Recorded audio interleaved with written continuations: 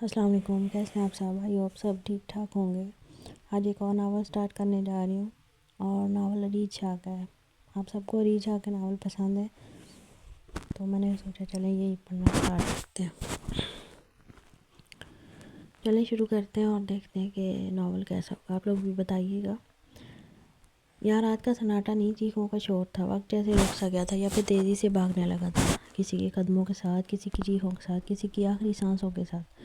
جھونپڑیاں آگ کے لقمے بن چکی تھی، خیموں سے دھواں یوں نکل رہا تھا جیسے کسی نے آسمان پر ماتم طاری کر دی۔ وہ عجیب وحشتناک سامان تھا، بستی کے بیچوں بیچ لوہے کے شور اور بوٹوں کی چاپ گونج رہی تھی۔ ورنیوں والے جنہیں محافظ کہا جاتا تھا، اس پر شکاری بنے ہوئے تھے۔ آنکھوں میں رحم کا شائبہ تک نہیں تھا۔ ان کے سامنے جو آیا وہ زمین بوس ہو گیا، چاہے بوڑھا ہو، بچہ ہو یا عورت۔ زبان بند تھی، صرف بندوقیں بو رہی تھی۔ زمین پر گرنے والی لاشیں بس گنتی کا حصہ تھی۔ کوئی کسی ماں کو کھینچ کر لے جا رہا تھا، کوئی بچے کو دھکا دے رہا تھا، اور کوئی خوف سے ترتراتی لڑکی کو بالوں سے گھسیٹ رہا تھا۔ سانسیں رک رک کر چل رہی تھیں اور زندگی قدم قدم پر مات کھا رہی تھی۔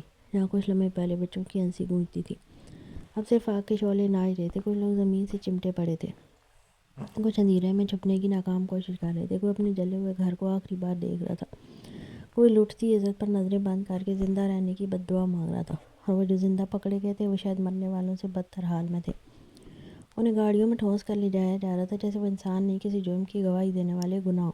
ہر چیخ، ہر آہ، ہر آنکھ کا آنسو فضا میں جذب ہو رہا تھا، مگر زمین وہ سب محفوظ کر رہی تھی۔ یہ زمین گواہ تھی کہ ظالم کیسے ہوتا ہے اور انسانیت کیسے دفن ہوتی ہے۔ آسمان خاموش تھا، شاید وہ بھی خوف زدہ تھا۔ اس رات کی تاریکی میں صرف اندھیرا نہیں، انسانیت کی موت تھی۔ آگ کی لپیٹیں بلند ہو رہی تھی، مگر ان سے زیادہ بلند چیخیں تھیں۔ وہ چیخیں جن کا کوئی پرسان حال نہیں تھا، وہ فریادیں جو صرف ظالموں کے قدموں تلے روندی جا رہی تھیں۔ وردی ملبوس یہ درندے محافظ نہیں، قیامت کے قاصد لگ رہے تھے۔ ہر طرف بھاگتی ہوئی عورتیں تھیں جو اپنے آنچل، اپنی عزت، اپنی زندگی کو بچانے کی آخری کوشش کر رہی تھیں، مگر یہ کوششیں رائے گاں تھیں۔ وردی والوں کی نظریں، ان کے ہاتھ، ان کا رویہ سب درندگی کی آخری حد کو چھو رہا تھا۔ کوئی ماں اپنی بیٹی کو سینے سے لگائے بھاگی، تو کسی باپ کو اس کی بیٹی کے سامنے رسیوں سے باندھ کر گرا دیا گیا۔ معصوم عورتوں کو کھینچ کر جھونپڑیوں میں لے جایا جا رہا تھا۔ کچھ عورتیں روتی بلکتی اپنے پیروں پر گری، مگر درندوں کے چہروں پر یہ شیطن تک نہ آئی۔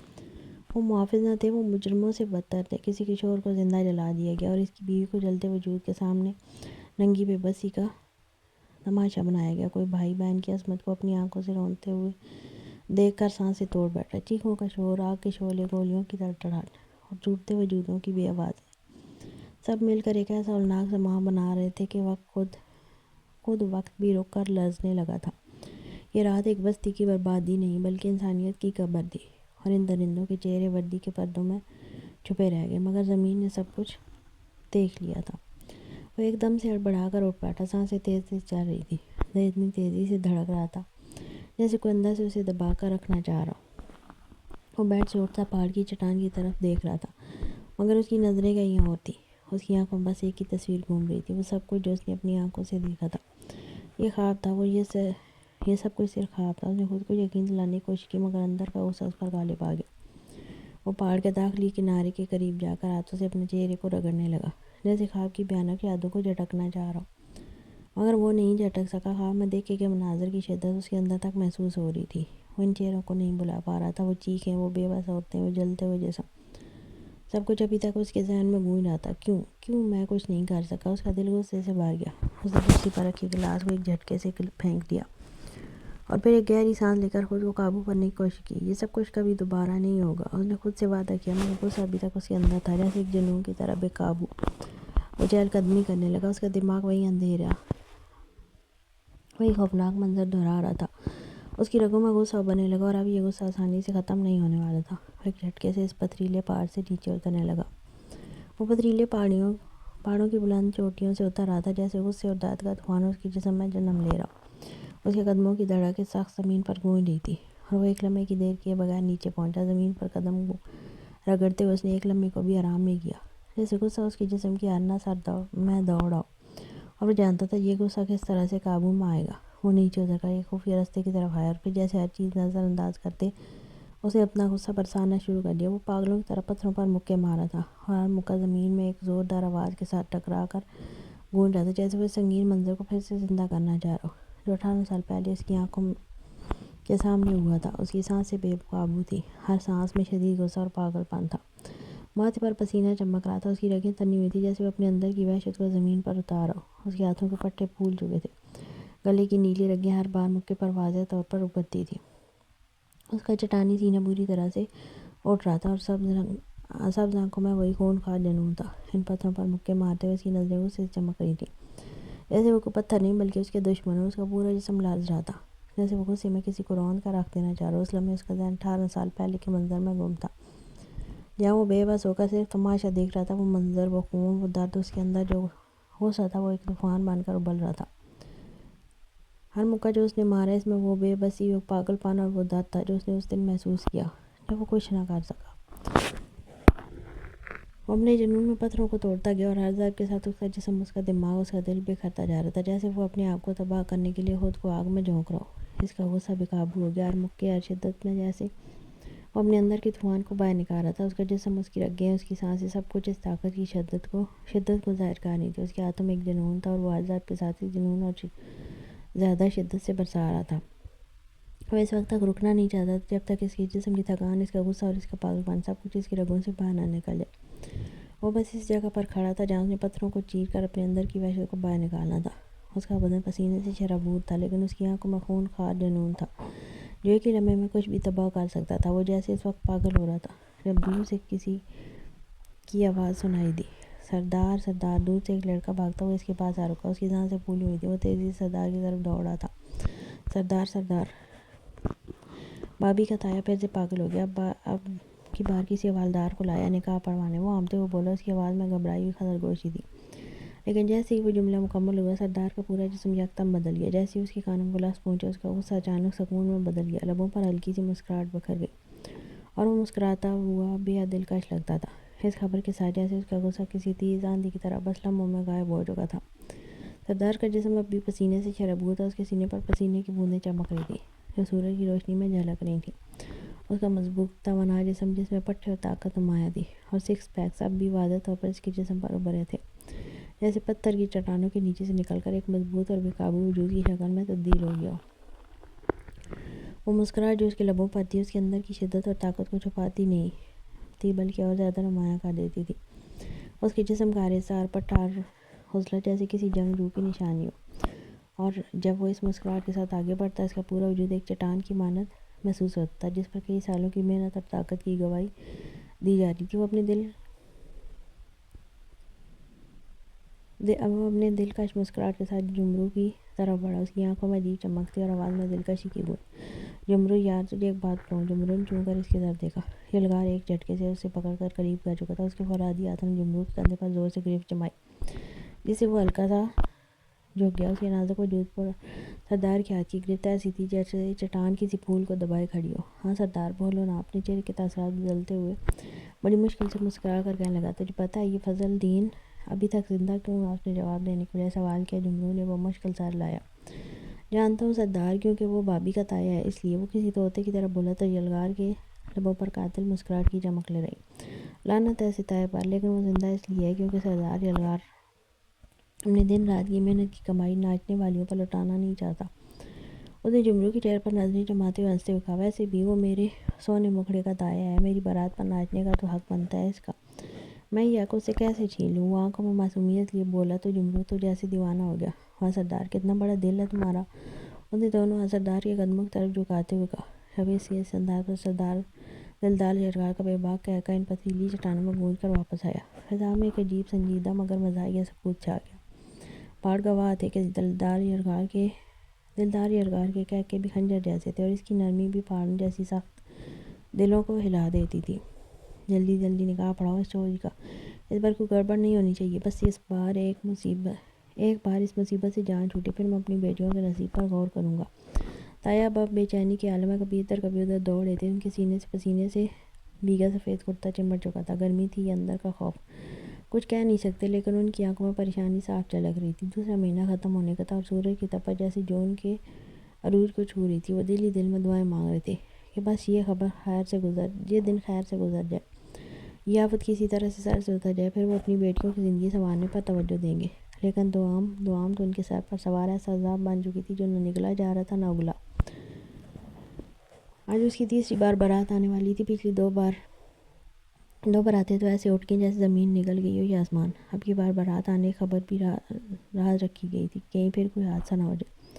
اور سچ تو یہ تھا کہ اب تو کوئی ان کے گھر دعاؤں کے لیے تو کیا ان کی اپنی بیٹیوں کے لیے بھی رشتہ لے کر نہیں آتا تھا۔ بالآخر بڑی مشکلوں کے بعد ایک پولیس کانسٹیبل کا رشتہ آیا۔ 40 سال سے اوپر کی عمر، 3 بچیوں کا باپ، لیکن پولیس میں تھا کچھ دبدبا رکھتا تھا، بیٹا نہ ہونے کی وجہ سے دوسری شادی کر رہا تھا۔ تایا ابا کو یہ سب قبول تھا کیونکہ دعا میں ان کے لیے ایک بوجھ تھی، اور ان کے نزدیک 19 سال کوئی عمر نہ تھی۔ وہ بس چاہ رہے تھے کہ کسی بھی طرح اس نیس لڑکی سے جان چھوٹے، بس اللہ کرے آئے سب خیریت سے ہو جائے۔ رفاقت، تایا ابا کا چھوٹا بھائی اور دوام کا چچا ان کے پاس آ کر تسلی دینے لگا۔ باراتی صرف 4 ہوں گے، سیدھا نکاح پڑھوائیں گے، دوام کو رخصت کریں گے اور سکون سے سانس لیں گے۔ کمرے کے اندر بیٹھی دوام نے بے بس نگاہوں سے دروازے کو دیکھا۔ آج بھی وہی سرخ جوڑا پہنے تیسری بار دلہن بنی خاموشی سے بیٹھی تھی۔ اس کا جرم صرف یہ تھا کہ وہ بے پناہ خوبصورت تھی، اور یہی خوبصورتی اس کے لیے ایک عذاب بن چکی تھی۔ علاقے خطرناک ڈاکو سردار یلغار دلدار اس پر دل ہار چکا تھا۔ اس کا اعلان تھا، جب یہ شادی کے قابل ہوگی میں خود آ کر لے جاؤں گا، تم لوگوں کو پریشان ہونے کی ضرورت نہیں۔ لیکن یہاں عزت، غیرت اور خاندان کی بدنامی کا سوال تھا۔ اگر ایک ڈاکو ان کی بھتیجی کو اٹھا کر لے گیا تو وہ کس منہ سے بیٹیوں کے رشتے تلاش کریں گے؟ اس لیے اب وہ دوام کو کسی بھی حال میں رخصت کرنا چاہتے تھے، چاہے اس کا شوہر 40 سالہ باپ ہی کیوں نہ ہو۔ وقت کی ستم ظریفی یہ تھی کہ جس یتیم بچی کے سر پر انہوں نے شفقت کا ہاتھ رکھا وہی اب ان کے لیے زہر بن چکی تھی۔ جائیداد تو کب کی بیچ کر ہضم کر لی گئی تھی، لیکن دوام وہ باقی رہ گئی تھی، ایک ایسے کانٹے کی طرح جو ہر روز چبھتا تھا۔ پہلی بارات غائب ہوئی تو تلاش بھی بے سود رہی۔ دوسری بارات کا دولہا 1.5 مہینے بعد نیم مردہ حالت میں ملا، لیکن پہچاننے سے انکار کر دیا۔ اب کے بار ایک کانسٹیبل نے ہمت دکھائی تھی اور نکاح کے انتظامات مکمل ہو چکے تھے۔ باراتی دروازے پر آ چکے تھے۔ دولہا سفید قمیض شلوار میں منہ چکتاؤ دیتا ہوا، جیسے وہ سب کا نجات دہندہ ہو۔ نکاح کی تیاری مکمل تھی، بس دوام کا قبول ہے باقی تھا۔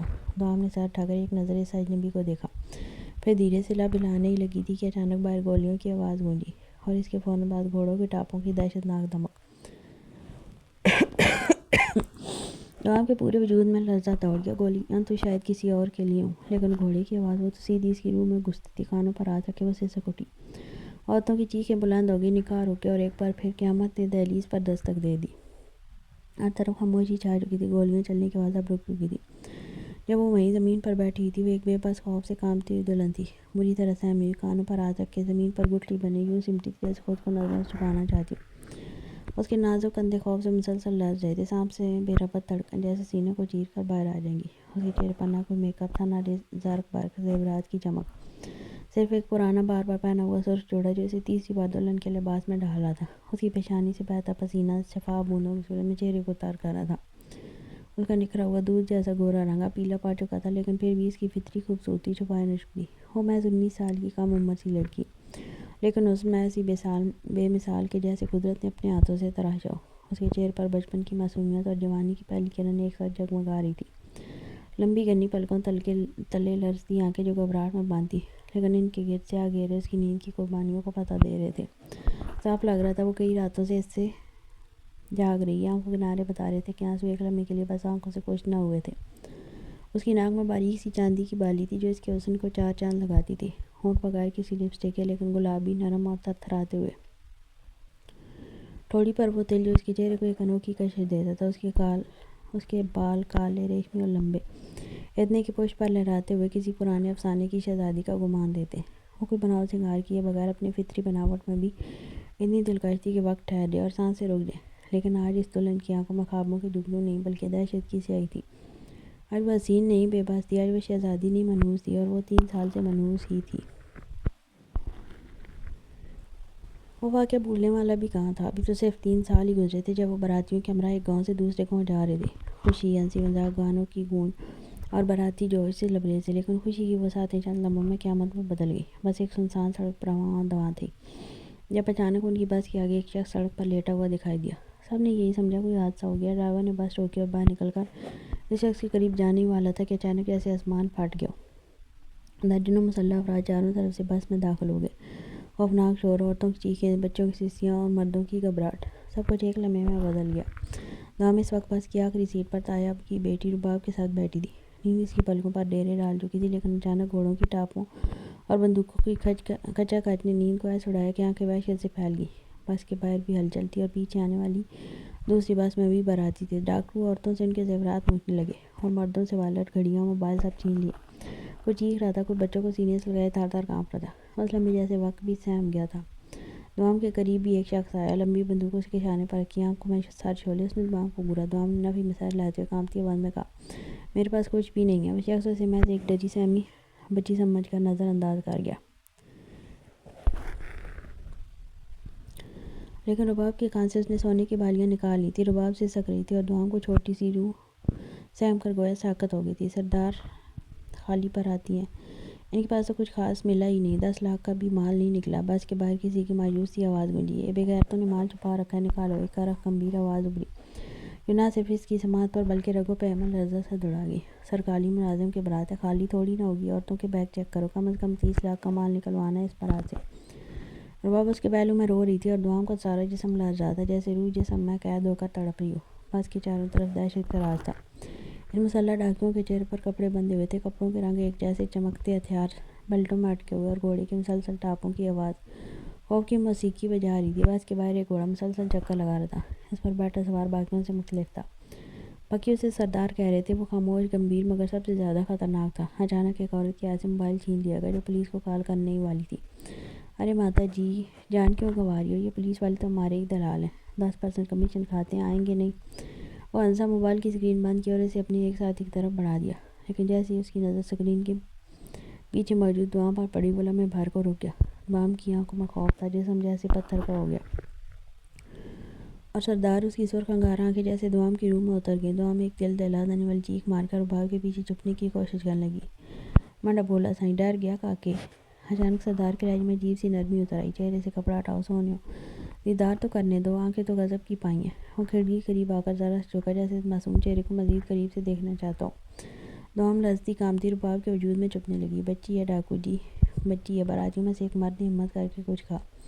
سردار نے اسے خطرناک نظروں سے گھورا، تیری بچی ہے؟ اس کی آنکھوں میں ایسی وحشت کہ سامنے والا لرز اٹھا۔ نہیں نہیں، میری نہیں۔ وہ فوراً پیچھے ہٹ گیا۔ تو تجھے مرچیں کیوں لگ رہی ہیں؟ باپ بھائی کہاں ہیں بچی کے؟ یہ سب کے سب پستول کی نوک پر غیرت دفن کر آئے ہیں۔ یہ یتیم بچی ہے، نہ باپ نہ بھائی، سر پر بس تایا اور چاچا ہیں، وہ بھی دوسری بس میں۔ ایک اور آواز ابھری تھی، اچھا یتیم ہے۔ سردار کے چہرے پر ایک عجیب سی مسکراہٹ آئی، کوئی نہیں ہے اس کا، خیر اب ہے۔ وہ ایک لمبی سانس لیتے ہوئے کہنے لگا، میرا سونا مکڑا، سن لو سب، آج سے سردار دلدار یلغار اس کا سرپرست ٹھہرا۔ اس کے تائے چاچے کو میرا پیغام دے دینا، یہ میری امانت ہے، جس دن نکاح کے قابل ہوئی لے جاؤں گا۔ دوام کی آنکھوں سے بہتا خوف رکنے کا نام نہیں لے رہا تھا، لیکن سردار نے آخری بار اسے دیکھا، سامان کی پوٹلی اٹھائی اور بس میں واپس پھینک گیا۔ سجن سائیں، تاڑے سائیں نے صدقہ اتارا ہے تاڑا، سردار دلدار اور یلغار کی امانت ہو، یہ بات یاد رکھنا، ورنہ یاد دلانے کے لیے آتا رہوں گا۔ سردار آخری بار پلٹ کر مسکرایا، پھر گھوڑا موڑ کر جنگل کی طرف روانہ ہو گیا۔ گھوڑوں کی آوازیں دیر تک سنائی دیتی رہیں اور پھر سناٹا چھا گیا۔ بارات واپس اپنے زیورات اور سامان سمیٹنے لگی۔ کچھ دن بعد سب اپنی زندگیوں میں مگن ہو گئے، مگر اگر کوئی وہ واقعہ نہ بھول سکا تو وہ تھی دوام، جسے سردار دلدار اپنی امانت کہہ کر گیا تھا۔ وہ رات ایک یاد نہیں، ایک زخم بن گئی تھی، اور کچھ زخم وقت کے ساتھ نہیں، وقت کے اندر دفن ہو جاتے ہیں، مگر جب وہ یاد آتے ہیں روح کا گوشت نوچ لیتے ہیں۔ کیا رے تاؤ، بہت تنگ کرنے لگا، مجھے بار بار دورا کے تنگ آ چکا ہوں، یہ آخری بار آیا ہوں، اس کے بعد صرف انجام ہوگا، ایسا انجام جو تیری آنے والی نسلیں بھی یاد رکھیں گی۔ تیری بھتیجی میری امانت ہے، جلدی ہے تجھے تو بتا، میں خود آؤں گا بارات لے کر، خود لے جاؤں گا اسے، ایسے ہی لے جاؤں گا کہ تو بس ان گنہگار آنکھوں سے دیکھتا رہ جائے گا، لیکن کچھ کر نہ سکے گا۔ یہ گھٹیا حرکتیں چھوڑ دے، ورنہ جو ہوگا وہ تجھے بھی نہیں بھولے گا اور اس گاؤں کو بھی۔ تو کیا اس دنیا کوئی شخص سردار کی مرضی کے خلاف اس لڑکی کی تقدیر نہیں لکھ سکتا؟ وہ گھوڑے پر سوار تھا، چہرے پر سیاہ نقاب، سبز آنکھیں دکھائی دے رہی تھی، مگر وہ آنکھیں نہیں، دہکتے شعلے تھے، جیسے خوف خود ان میں بستا ہو۔ ایک ہاتھ تایا ابا کے گریبان پر، دوسرے سے انہیں گردن سے دبوچ رکھا تھا، ہاتھ پاؤں زمین سے اوپر تھے، جسم ہوا میں معلق۔ تایا ابا کا چہرہ زرد ہو چکا تھا، آنکھوں میں وہ وحشت تھی جو صرف موت سے پہلے آتی ہے۔ وہ حوالدار جو خود کو شیر کہلواتا تھا، آج دیوار سے لگا کانپ رہا تھا، بندوق ہاتھوں میں لرز رہی تھی، اور آواز جیسے گلے میں کہیں دب گئی تھی۔ یہ کوئی عام آدمی نہیں لگ رہا تھا، قہر کی ایک چپ چاپ چلتی آندھی تھی، آیا ایسے تھا جیسے کسی نے اندھیرے کو شکل دے دی ہو۔ سردار کا رخ اب اس دولہے کی جانب تھا، تو بارات لے کر آیا تھا میری امانت کی؟ وہ اس کے پاس آ کر رکا تو پولیس کانسٹیبل نے فوراً نفی میں سہلایا، خوف سے جیسے جان نکل رہی تھی۔ تو مجھے جانتا نہیں کیا تجھے میرے بارے میں کچھ نہیں پتا؟ وہ اس کے سامنے آ کر اٹھ کر سوال کرنے لگا، جبکہ کانسٹیبل کی تو جان نکل رہی تھی۔ ارے او بالا، لگتا ہے اسے اپنا تعارف کروانا پڑے گا۔ وہ ایک نظر موڑ کر پیچھے کالے گھوڑے پر سوار دوسری ڈاکو کو دیکھتے ہوئے بولا، تو کروا دو سردار، اس خبیث کو بھی پتہ چلے کہ اس نے کس طوفان سے پنگا لیا ہے۔ بالا ذرا اونچی آواز میں بولا، جبکہ وہ ایک نظر بالا کو دیکھتا واپس پلٹ کر حوالدار کی طرف متوجہ ہوا۔ تیرے لیے میرا اتنا ہی تعارف کافی ہے کہ اگر تو نے میری امانت کی طرف ایک قدم بھی اٹھایا تو سردار دلدار یلغار تیری نسلوں کو ایسا سبق دے گا کہ قبریں بھی چیخ اٹھیں گی۔ وہ کانسٹیبل کو بول رہا تھا لیکن حالت تایا ابا کی خراب ہو رہی تھی۔ تایا ابا کا چہرہ زرد، سانسیں رکتی ہوئی، صرف خوف باقی رہ گیا تھا۔ اس کی نگاہ جیسے سارا منظر کاٹے جا رہی ہو۔ حوالدار جو دیوار کے ساتھ بندوق تھامے کانپ رہا تھا، وہی حوالدار جو ہمیشہ سینہ تان کر چلتا، اب دیوار سے لگا آنکھوں میں پانی لیے کھڑا تھا۔ سردار میں بس ڈیوٹی کر رہا تھا، رحم کریں۔ حوالدار کے لب لرزے، مگر سردار کو رحم کا آتا ہی کب تھا۔ سردار نے ایک جھٹکے سے بالوں سے پکڑ کر زمین پر پٹکا، پھر کالر سے گھسیٹتے ہوئے اندر کی طرف بڑھا۔ سردار میں نہیں جانتا، وہ تمہاری امانت ہے، غلطی ہو گئی، خدا کو واسطہ معاف کر دے۔ اپنی آنکھوں کے سامنے اپنی موت دیکھتا حوالدار چیخنے لگا، جبکہ سردار کا چہرہ پل میں سرد ہوا۔ وہ جھکا، اس کے بال مٹھی میں بھیجے۔ غلطی؟ تو نے میری امانت پر نکاح کا لفظ دیا، یہ غلطی نہیں، گناہ ہے، اور میں گناہگاروں کو زمین پر نہیں مٹی کے نیچے گنتا ہوں۔ تجھے نہیں پتا تھا نا؟ تو کان کھول کر سن، میری امانت پر نظر ڈالنے والا جیتا نہیں، اور اس کا نکاح صرف کفن سے ہوتا ہے۔ اس نے غصے سے جبڑے بھیجتے جو حوالدار کی گردن دبوچی، لہجہ زہر آلود تھا۔ وہ اس کے چہرے پر دھڑا۔ تجھے معافی مانگنے کا حق تب ہوتا ہے جب سامنے انسان ہو، اور میں تو تمہارے قانون میں ایک درندہ ہوں، اور درندوں سے رحم کی امید کرنا تو بے وقوفی ہے۔ ویسے تو میں ایک راز کی بتاؤں، تمہارا قانون غلط کہتا ہے کہ میں درندہ ہوں، کیونکہ میں صرف درندہ نہیں، قہر ہوں، اور قہر معاف نہیں کرتا۔ وہ اسی رسی سے باندھ کر زمین پر پٹک چکا تھا اور خود گھوڑے پر سوار ہو گیا۔ وہ ایک جھٹکا دیتا زور سے اسے گھسیٹ کر اندھیرے کی طرف لے گیا۔ چل کے دکھاتا ہوں وہ جگہ جہاں تجھے تیری غلطی کی قبر ملے گی، او وحشیانہ، میں اسے گھسیٹتے ہوئے بولا۔ زمین پر رگڑتا چیختا حوالدار اور سردار کا سایہ اندھیرے میں غائب ہو گیا۔ اب پیچھے کچھ نہیں رہا تھا سوائے خاموشی، قبرستان جیسی خاموشی جیسے ساری روشنیاں کھا چکی ہوں۔ جبکہ دلہن کمرے کا دروازہ بند تھا، مگر خوف کھڑکیوں سے جھانک رہا تھا۔ یہ تو ہونا ہی تھا، یہ تو ہمیشہ ہوتا تھا۔ وہ تیسری دفعہ دلہن بنی اور تیسری دفعہ وہی سب کچھ ہوا تھا، لیکن اس کے ساتھ ہی اس کے لیے امتحانات کا ایک نیا سلسلہ شروع ہو چکا تھا۔ وہ جانتی تھی آنے والے کچھ مہینے اس کے لیے قیامت ہی رہیں گے۔ رات کا وقت تھا، سناٹا ایسے جیسے سانسیں بھی چپ ہو گئی ہوں۔ مشعل کی لو تھرتھرا رہی تھی اور میدان کے بیچ حوالدار زنجیروں میں جکڑا زمین پر بیٹھا کانپ رہا تھا۔ سردار نے گھوڑے سے اتر کر آہستہ آہستہ قدم بڑھائے، نقاب میں چھپا چہرہ، سبز آنکھیں جیسے چمکدار خنجر ہوں۔ وہ میری امانت تھی، یہ بات کی ہے۔ سردار کی آواز زہر میں بوجھ تھی، لیکن وہ ایک معصوم لڑکی تھی، تو 45 سال کا اور وہ 19 سال کی بچی، تیرا اس کے ساتھ کیا جوڑ تھا؟ سردار کی مٹھی بھینچ گئی۔ تجھے بیٹا چاہیے تھا تو اپنی تقدیر سے مانگتا، کسی کی یتیم بیٹی کو کھلونا بنانے کا اختیار کس نے دیا تجھے؟ حوالدار گھٹنوں کے بل گر گئے۔ سردار غلطی ہو گئی، مجھے معاف کر دو، خدا کے لیے مجھے معاف کر دو، مجھے مت مارنا، میری 3 بیٹیاں ہیں، ان کا واسطہ، اگر مجھے کچھ ہو گیا تو میری بچیاں یتیم ہو جائیں گی اور ان کا اور کوئی سہارا نہیں میرے سوا۔ وہ گڑ گڑا رہا تھا، لیکن لفظ صاف لگ رہا تھا، وہ اس معاملے میں اپنی بیٹیوں کو ہتھیار بنا رہا ہے۔ سردار کی آنکھیں دیکھ لگی، بیٹیوں کا واسطہ، جن کے پاس بیٹیاں ہوں وہ دوسروں کی بیٹیوں پر نگاہ نہیں ڈالتے۔ تجھے بیٹیوں کی یاد آ آئی تب کہاں تھی تیری سوچ، جب کسی اور کی بیٹی کو اپنی ہوس کا نشانہ بنانے چلا تھا؟ نہیں سردار، میں نے نکاح کا ارادہ کیا تھا۔ وہ ہاتھ باندھتے گڑ گڑایا۔ نکاح نہیں، سودا تھا، اور وہ سودا اب تجھے مہنگا پڑے گا۔ تو مرد نہیں، مرد کی کھال میں چھپا ایک بھیڑیا ہے، اور ایسے بھیڑیوں کا شکار کرنا سردار دلدار یلغار کا سب سے پسندیدہ مشغلہ۔ سردار نے دھاڑ کر کہا تو حوالدار کی کپاڑ میں اضافہ ہوا۔ اس نے بالوں کو اشارہ کیا تو 2 آدمی آگے بڑھے، حوالدار کو بالوں سے پکڑ کر گھسیٹتے ہوئے لے گئے۔ وہ چلاتا رہا، ہاتھ جوڑتا رہا، لیکن سردار کی آنکھیں ایک لمحے کو نہیں جھپکیں۔ مشعلوں کی روشنی حوالدار کے گھسٹنے کے نشان کو نمایاں کر رہی تھی، اور سردار نے آخری بار پیچھے دیکھا۔ جو معصومیت کو مٹی میں ملانے کی کوشش کرے اسے صرف دنیا ہی نہیں بلکہ قبر بھی قبول نہیں کرے گی۔ اس کی آواز میں ٹھہراؤ تھا، جبکہ بالا صرف ہاں میں سر ہلاتا اس کے پیچھے چلا گیا۔ 2 دن گزر چکے تھے اور دولہا غائب تھا، اس کی کوئی خبر نہیں مل رہی تھی، اور سب تشویش میں مبتلا تھے کہ آخر وہ ڈاکو اسے کہاں لے گیا۔ ہر طرف یہی سوال اٹھ رہا تھا، لیکن کوئی بھی اس کا جواب دینے والا نہیں تھا۔ گھر میں ایک عجیب سی خاموشی چھا گئی تھی، لوگ آپس میں سرگوشیاں کر رہے تھے، مگر کوئی بھی حقیقت سے آگاہ نہیں تھا۔ سب یہی سوچ رہے تھے کہ کیا دولہا کو کچھ ہوا ہے، کیا وہ زندہ ہے، یا پھر وہ ڈاکو اسے لے کر گئے ہیں۔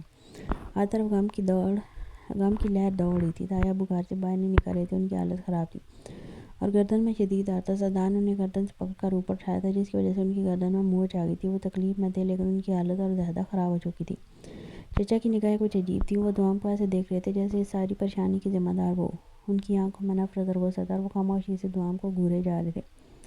نام کے لیے یہ کوئی نئی بات نہیں تھی، پہلے 2 دفعہ جب اس کی شادی ہوتے رہ گئی تو یہی سب کچھ اسے دیکھنے کو ملا تھا۔ نام خود کو مجرم سمجھ رہی تھی، اس کا دل بہت جلتا اور وہ یہ سوچ رہی تھی کہ شاید وہی اس سب کا سبب بنی ہے۔ اس کی بے بسی اور غم بڑھ رہا تھا اور وہ اپنے اندر کے درد کو چھپاتی ہوئی خاموشی سب کچھ دیکھ رہی تھی۔ اس کی زندگی میں بہت برے دن آئے تھے، لیکن یہ 3 دن جو اس کی زندگی میں خوشیوں کا سبب بن سکتے تھے انتہائی برے ثابت ہوئے تھے۔ نام کچن میں کھڑی کام کر رہی تھی، وہ جلدی سب کے لیے ناشتہ بنانے میں مصروف تھی۔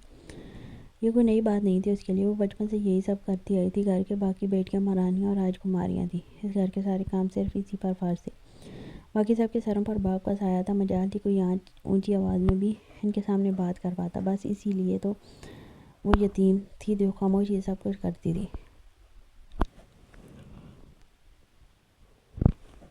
وہ ہمیشہ سے ہی گھر کے کاموں میں مصروف رہتی تھی، اسے ہر کام آتا تھا، ایسا کچھ نہیں تھا ہی نہیں جو وہ نہیں کر سکتی تھی۔ کبھی کھانا پکاتی، کبھی صفائی کرتی یا پھر کوئی اور کام کرتی، ان سب کاموں کو وہ معمول کی طرح کرتی تھی۔ اس کے لیے یہ سب نیا نہیں تھا۔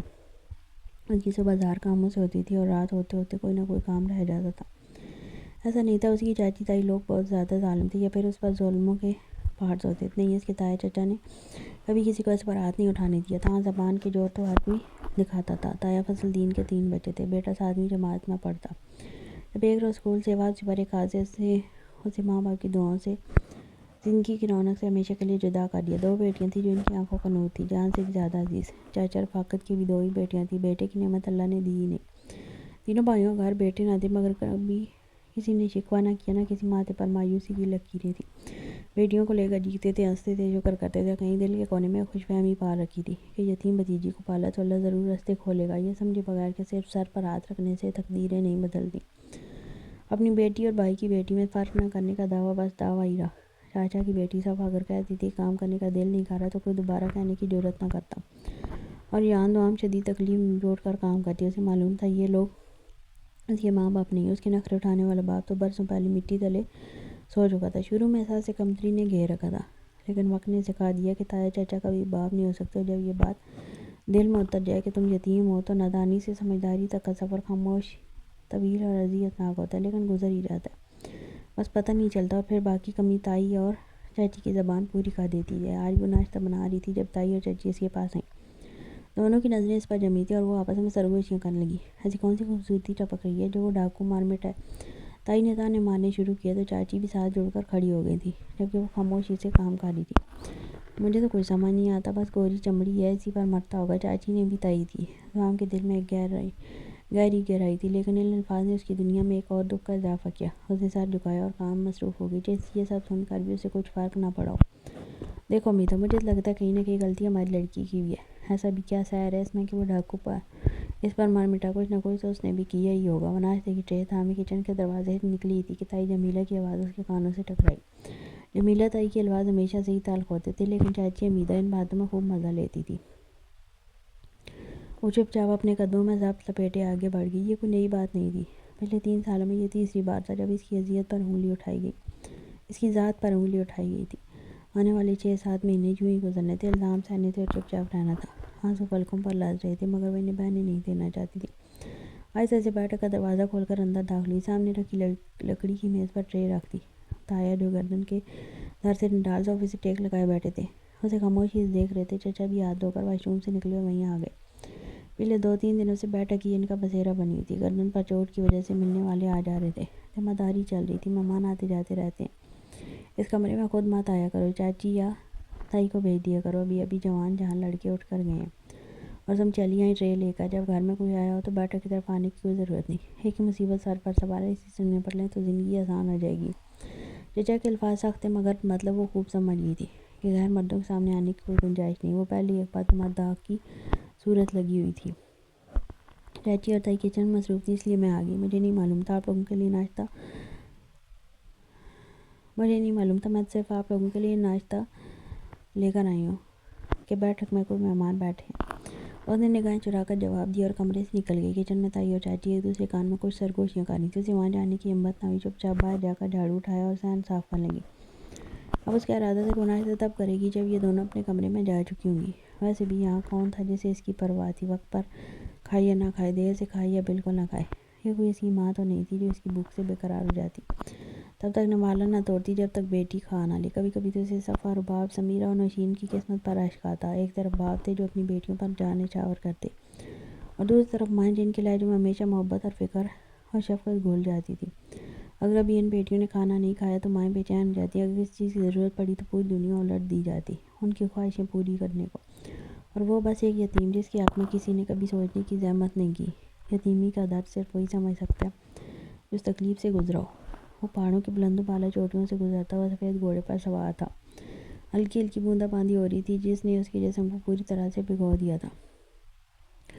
اس وقت کا گھوڑا شیر دل جو زندگی کے ہر قدم مرتبہ میں اس کا ساتھی تھا، وہ اس وقت بھی اس کے ساتھ تھا۔ یقیناً وہ بھی بارش کا مکمل لطف لے رہا تھا۔ دلدار کا دل سکون سے بھرا ہوا تھا، لیکن ساتھ ایک عجیب سی بے چینی بھی تھی۔ جیسے دل کی گہرائیوں میں کچھ تھا جو اسے بے چین کیے جا رہا تھا۔ وہ کسی جانب سفر کر رہا تھا، وہ خود بھی نہیں جانتا تھا۔ اس نے آہستہ آہستہ گھوڑے کو کھینچا اور اس کی نظریں سامنے بڑھتی ہوئی دعام پر جا کر رکی۔ ہاں، وہ دعام ہی تھی۔ اس کی نگاہوں میں بے قراری سی ابھری تھی۔ وہ اس کے سامنے تھی۔ وہ سفید رنگ کی پونک کو چھوتی فراق میں ملبوس تھی، اور اس کے لمبے گھنے بال بارش میں بھیگے ہوئے اس کے کمر پر بکھر گئے تھے۔ وہ بالکل ایک پری لگ رہی تھی جو پہاڑوں کے درمیان میں کئی پھولوں کی طرح کھلی ہو۔ اس کی آنکھوں میں مسکراہٹ تھی، اور اس مسکراہٹ میں ایک انوکھا سا سکون، ایک دل کو لبھانے والی خوبصورتی تھی۔ دلدار کی نظریں دعام سے ہٹ نہیں پا رہی تھی، جیسے وہ بار بار نظر اس پر ڈال کر اس کی موجودگی کو اپنے دل میں سمو رہا تھا۔ وہ جتنا بھی اپنے جذبات کو روکنے کی کوشش کرتا، اتنا ہی وہ بے قابو ہوتا جا رہا تھا۔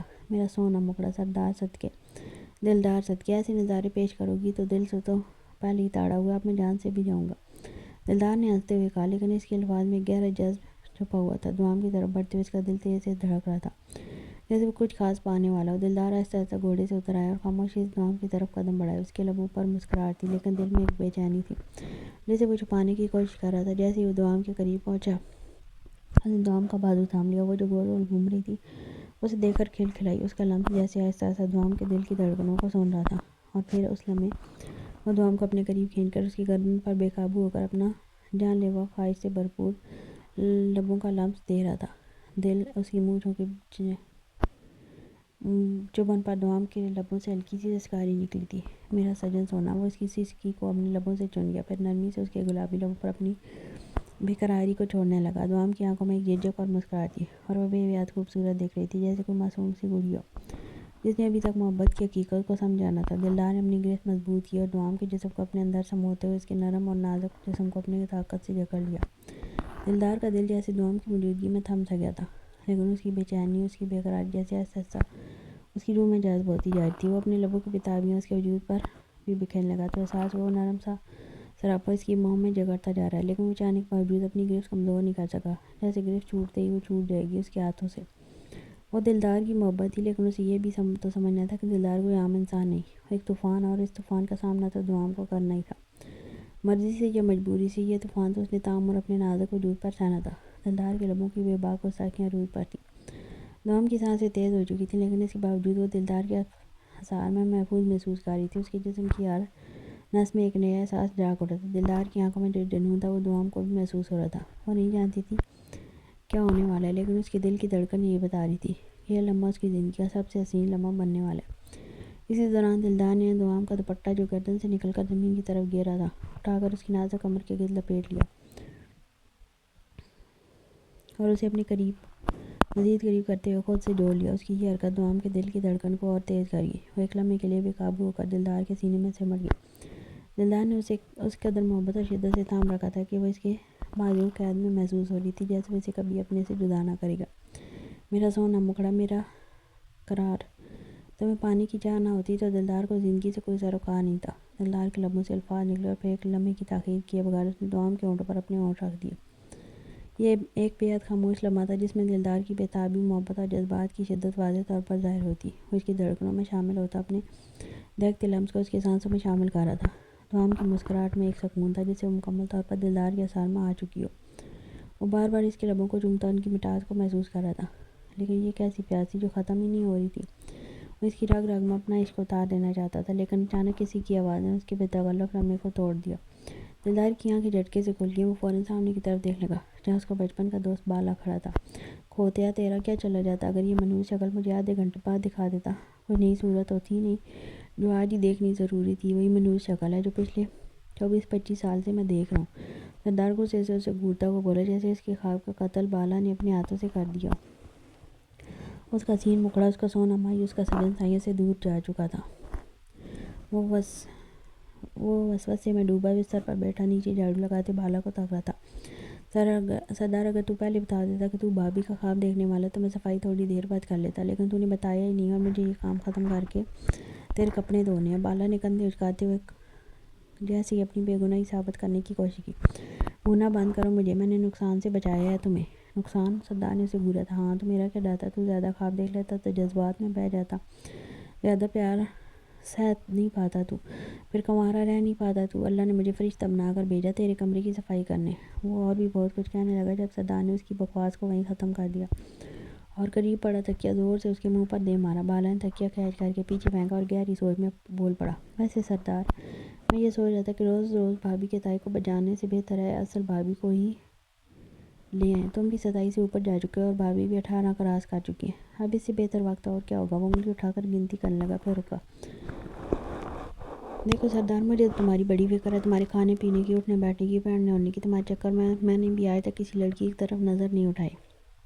سوچا جب تک بھائی کنوارا ہے میں بھی کنوارا ہی رہوں گا، لیکن بھائی کب تک؟ وہ ڈرامائی انداز میں سردار کے سامنے ہاتھ جوڑنے لگا۔ اب یا تو شادی کر لو یا پھر مجھے اجازت دے دو کہ میں اپنے لیے کوئی لڑکی پسند کر لوں۔ نیا سال آنے سے پہلے یا تو اپنے بچے گود میں لے لوں گا یا تیرے۔ ویسے بھی جب بھابھی آئے گی تو کم از کم کھانے کو کچھ اچھا ملے گا، ہم مجھے روز تیرے کپڑے دھونے یا کمرہ صاف کرنے کی فکر بھی نہیں رہے گی۔ وہ جھاڑو ایک طرف رکھا زمین پر آلتی پالتی مار کر بڑے آرام سے بیٹھ گیا۔ سردار نے ایسے گھورا جیسے ابھی زندہ زمین میں گاڑ دے گا۔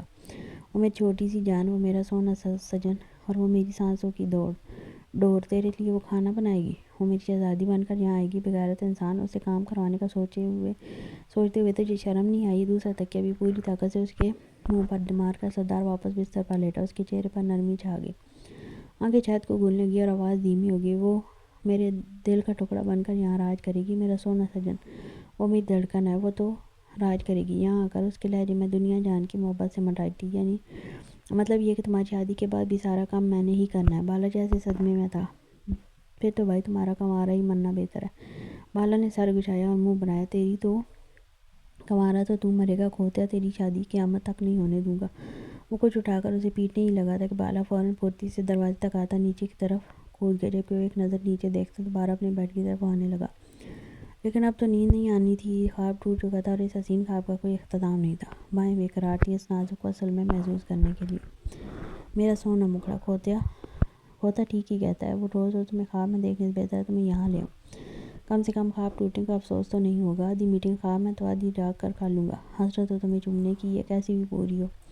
اس سردار کو ایک سردارنی کی کمی ہے جو صرف تمہارے آنے سے پوری ہوگی۔ وہ گہرا سانس لے کر واپس لیٹا تھا۔ اس کمرے میں سوائے بالا کے اور کوئی نہیں آتا تھا اور نہ ہی کسی اور کو آنے کی اجازت تھی۔ وہ اپنے سے جڑے سارے کام بالا سے ہی کرواتا تھا، بالا سے زیادہ اعتبار اسے کسی پر نہیں تھا۔ باہر کا سورج آگ برسائے جا رہا تھا اور زمین تپ کر تندور بن چکی تھی۔ ایسی جھلسا دینے والی گرمی میں بھی دوام صحن میں بیٹھی دھوپ کے سائے بیچ اپنے کپڑے دھو رہی تھی۔ یہ پانی ختم کرنا تھا، پھر شام کو نیا پانی بھرنا تھا۔ ماتھے پر پسینہ تھا مگر چہرے پر وہی خاموشی، وہی نرمی، جیسے اسے گرمی نہیں چھوا ہی نہ ہو۔ ٹب میں جھکے جھکے اس کے نازک ہاتھ لال ہو چکے تھے، جبکہ چہرے پر بھی سرخی تھی، لیکن پھر بھی نرمی سے جاگ نکال کر ایک ایک کپڑا دھو رہی تھی۔ اس کے سامنے ایک چھوٹا سا لوہے کا اسٹول پڑا تھا جس پر ایک پرانا جگ رکھا تھا جس میں آدھا گلاس پانی بھی نہ تھا۔ اتنے میں اندر سے رباب کی آواز آئی، دوام او دوام، سن تو ذرا۔ دوام نے چوں کر پیچھے دیکھا، رباب ہاتھ میں دوپٹہ پکڑے بالوں میں کنگھی کرتی ہوئی باہر نکلی۔ اس کے چہرے پر غصہ اور آنکھوں میں جھنجھلاہٹ تھی۔ میرے ساتھ چلنا، درزانی کے گھر جانا ہے، کب سے کہہ رہی ہوں، پر تو ہے کہ کبھی برتن، کبھی جھاڑو، کبھی کپڑے دھونا۔ سوٹ لے کر 1 مہینہ ہو گیا اور اس نے ابھی تک سلائی مکمل نہیں کی۔ شام میں مجھے وہ سوٹ چاہیے، سہیلی کی مہندی، اور میں نے وہی پہننا ہے۔ رباب نے ناک چڑھاتے ہوئے تیز لہجے میں کہا، جی جی باجی، بس یہ آخری دھو لوں پھر چلتے ہیں۔ رباب، میں دیر نہیں کروں گی، ابھی 10 بجے ہیں، 11 تک میں سارا کام ختم کر لوں گی۔ دوام نے دھیرے سے آنکھیں جھکائیں اور کپڑا نچوڑتے ہوئے بولی۔ رباب نے آنکھیں گھمائیں، تو اپنی زندگی میں کبھی بھی جلدی نہیں کرتی، 11 تک دھوپ تپنے لگے گی، جھلسا کے رکھ دے گی۔ پچھلی 2 گلیوں میں جاتے جاتے سر پر تو دھوپ بھی اثر نہیں کرتی، لیکن میں خود کو نہیں جلا سکتی۔ اور سن، وہ نیلی چادر نہ پہننا پلیز، مجھے شرم آتی ہے تیرے ساتھ چل کر۔ اتنی گرمی میں تو وہ ٹنٹ جیسے کپڑے لپیٹ لیتی ہے، عجیب ہی ہے تو۔ وہی آرام دہ لگتا ہے مجھے، دوام نے خفیف سی مسکراہٹ سے کہا۔ آرام دہ؟ گرمی میں کباب بن جاتی ہوں تیرے ساتھ چل کر۔ رباب بڑبڑاتی ہوئی پلٹنے ہی لگی تھی کہ اچانک کمرے کا دروازہ دھڑاک سے کھلا اور باجی نمودار ہوں۔ چھوری کتے جا رہی ہو؟ ان کی آنکھوں میں غصہ اور لہجے میں رکھتی تھی۔ تیرے تائے نے صاف کہا ہے باہر نکلنے کی کوئی ضرورت نہیں، اور تو دعام تو بھی سن لے، کسی نے بھی اس دہلیز کو پار کیا نا، سارے دن کی چھٹی کر دوں گی، جو بھی کام ہوگا شام کو تیرے تایا یا ابا کر کے آ جائیں گے۔ ویسے بھی پچھلے دنوں جو کچھ ہوا، وہ نہیں چاہتے گاؤں میں باتیں بنے یا بات باہر نکلے۔ چاچی ہم کہیں دور نہیں جا رہے، بس دردانی کے گھر، وہ بھی 2 گلیاں چھوڑ کر۔ باپ باجی کی سہیلی کی شادی اور کپڑے لینے ہیں، صرف آج مہندی ہے اور باجی نے وہی جوڑا پہننا ہے۔ چپ کر، ساڈے علاقے میں لڑکیاں یوں گلیاں نہیں ناپتی۔ جو بولی سمجھ آئی، جا کر اپنا کام ختم کر، اور تو بھی اندر جا۔ انہوں نے دونوں کو ڈانٹ دیا۔ جب پھر باپ پیر پٹکتے ہوئے کمرے میں جانے لگی۔ ارادہ تو آج کسی بھی حالت میں کپڑے لے کر آنے کا تھا، ویسے بھی چاچی کا کیا تھا، مزید 1 گھنٹے میں انہوں نے گہری نیند میں اتر جانا تھا۔ اس کی بہنیں یا چاچی کی بیٹیاں ایسی دھوپ میں کمرے سے نہیں نکلتی تھیں، گھر سے نکلنا تو سوال ہی پیدا نہیں ہوتا تھا۔ اس کے پاس دعام کے علاوہ اور کوئی آپشن نہیں تھا۔ یہ چاکرو تھا، سندھ کی ریگستانی علاقے میں بسا گاؤں، جہاں گرمی کا نام نہیں قہر ہوتا۔ یہاں کے کچے پکے گھر، مٹی کی دیواریں، خالی سڑکیں اور پانی کے لیے میلوں کا سفر۔ لوگ ابھی سرائیکی بولتے اب زبان بدل گئی تھی، سرائیکی زبان اب اردو میں بدل چکی تھی۔ لوگ اپنی باتیں سمجھانے کے لیے اردو کا استعمال کرتے، لیکن لہجے میں مٹی کی مہک اب بھی تھی۔ یہاں زندگی کی سہولتیں موجود نہ تھیں، اور پھر ڈاکوؤں کا خوف عالم میں بنا رہتا۔ کہنے کو آس پاس کے گاؤں میں کم ہی ڈکیتیاں ہوتی تھیں، بڑے بڑے لوگوں پر ہاتھ ڈالے جاتے تھے، لیکن پھر بھی خوف تو تھا۔ کبھی گاؤں کے نکڑ پر لاش ملتی تو کسی ڈکیتی کی خبر پر میں ڈاکوؤں کے وحشیانہ رویے آتے۔ اسی علاقے میں 8 سالوں سے ڈاکوؤں کا خوف بنا ہوا تھا، اور آج تک پولیس ان کا کچھ نہیں اکھاڑ پائی تھی۔ پولیس اسٹیشن کمرے میں 4 کرسیاں تھیں اور پنکھا زور زور سے گھوم رہا تھا، جیسے خود بھی گرمی سے بلبلا رہا ہو۔ کمرے میں بیٹھے سپاہی یونیفارم میں تھے، مگر باتوں میں وہی انداز، وزارو انداز، کہہ کے چائے کے گھونٹ اور موبائل پر ویڈیوز۔ وہ تو سنا، کہتے ہیں دلدار یلغار کے اوپر 50 لاکھ کا انعام رکھ دیا حکومت نے۔ سب کے چہروں پر جیسے چمک سی آ گئی، مگر اگلی پل وہ چمک خوف کے سائے میں بدل گئی۔ 50 لاکھ تو ٹھیک ہے، پر زندہ بچ کر آنا بھی تو ہونا، وہ بھی یلغار کے علاقے سے۔ دوسرے نے کہہ لگاتے ہوئے کہا، ادھر کے پہاڑ بھی ڈاکوؤں کے قابو میں، وہاں پر تو پر بھی نہیں مار سکتا۔ کونے میں بیٹھے ایک نوجوان سب انسپکٹر نے ہلکی آواز میں کہا، ریگستان کی وہ پتھریلی پہاڑیاں، وہاں تو دن کے اجالے میں بھی بندہ گزرنے سے ڈرتا ہے، کیا پتہ کب کون سی چٹان کے پیچھے سے گولی آ جائے۔ لوگ کہتے ہیں سردار یلغار کے بندے زمین میں نہیں پہاڑوں میں پیدا ہوتے ہیں، بندوق ان کا زیور ہے اور لوٹ مار ان کا پیشہ۔ بڑے سپاہی نے سگریٹ کا دھواں چھوڑتے ہوئے کہا، صاحب اوپر سے حکم آیا ہے، ٹیم بنانی ہے، سردار یلغار کے علاقے میں سروے کے لیے جانا ہے۔ کمرے میں جیسے خاموشی چھا گئی، سب کے چہرے ایک دوسرے کو دیکھنے لگے، جیسے کسی نے موت کی دستک سنا دی ہو۔ کون جائے گا؟ انسپکٹر نے دھیمے لہجے میں کہا۔ سب نظریں چرا گئے، کسی میں اتنی ہمت نہ تھی کہ پہاڑوں کے اس پار قدم رکھ سکے، وہ جگہ جہاں ہر راہ پر گولی چلتی تھی، جہاں ہر سائے میں خطرہ تھا، جہاں سردار یلغار کا راج تھا۔ 50 لاکھ ان کا انعام ہے صاحب، بس پکڑ لیں اس یلغار کو، ریٹائرمنٹ کے بعد بھی زندگی بادشاہوں جیسی گزرے گی۔ اور بھائی صرف 50 لاکھ ہی نہیں، سرکار الگ سے انعام بھی دے گی، اور اوپر سے عزت، میڈیا، میڈل، اور پھر شاید تبادلہ شہر میں۔ حوالدار رشید کی آنکھوں میں چمک تھی۔ بات تو ٹھیک ہے، شبیر نے سگریٹ سلگاتے ہوئے کہا، لیکن مسئلہ یہ ہے کہ بندہ کوئی عام مجرم تھوڑی ہے، سردار یلغار ہے، اس کے قبیلے تک پہنچنا بھی موت کو دعوت دینے کے برابر ہے۔ وہ پتھریلے پہاڑ، وہ سناٹے، وہاں تو چرند پرند بھی ڈرتے ہیں۔ لوگ تو ان پہاڑوں کے قریب سے بھی نہیں گزرتے، ہر ہفتے کوئی نہ کوئی واردات، اغوا، قتل، لوٹ مار، اور پھر اس کی وحشتناک آواز ہڈیوں تک کو جما دیتی ہے۔ ہاں، لیکن خطرہ جتنا بڑا ہو، انعام بھی اتنا ہی بڑا ہوتا ہے۔ انسپکٹر قاسم نے اپنی کرسی سے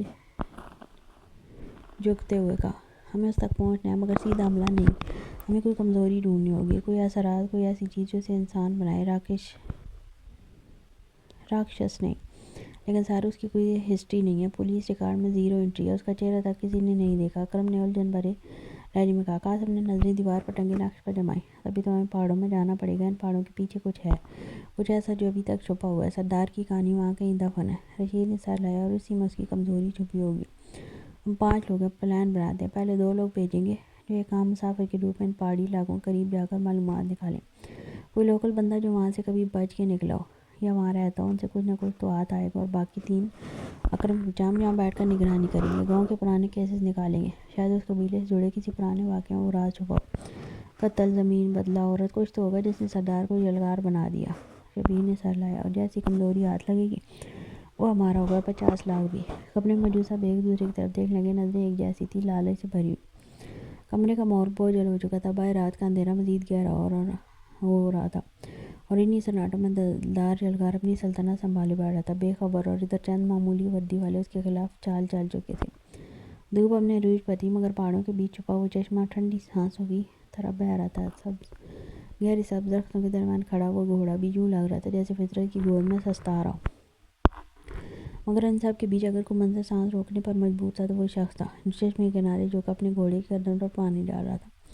چمکتی دھوپ اس کے سیاہ رنگ کے بالوں پر پڑ کر انہیں اور تیز کر لیتی، چوڑی پیشانی، تیز ناک، کٹے ہوئے جبڑے اور نیچے کو کھنچی ہوئی آنکھیں، ایسا لگتا ہے جیسے قدرت نے غصے کو مجسم کر کے ایک انسان کا روپ بنا دیا۔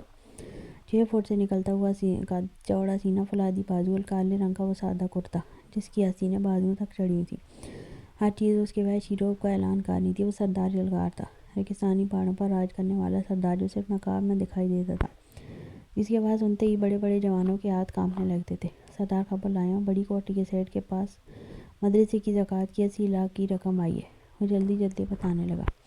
دلدار نے ہاتھ روکا، نہ گھوڑے کو پانی ڈالا، نہ جملو کی طرف دیکھا۔ ایک لمحہ، صرف ایک لمحے کے لیے وہ کھڑا ہوا، آنکھیں بند کی، پھر دھیرے سے مگر ایسے لہجے میں بولا جیسے لفظ بھی خوف کھارے ہوں۔ جا جملو، جا کر سب کو بتا دے، آج رات پھر ڈکیتی پر جانا ہے۔ جملو ٹھٹک گیا، ایک پل کو کچھ کہنے کی کوشش کی مگر دلدار کی آنکھیں اس پر ٹکیں۔ بس حکم سن، سوال نہ کر، یاد رکھ تو صرف خبری ہے۔ جملو نے گردن جھکا لی۔ دلدار نے واپس گھوڑے کی زین تھامی۔ لوگ سمجھتے ہیں ہمیں صرف پیسہ چاہیے، انہیں کیا خبر ہم انصاف لوٹتے ہیں۔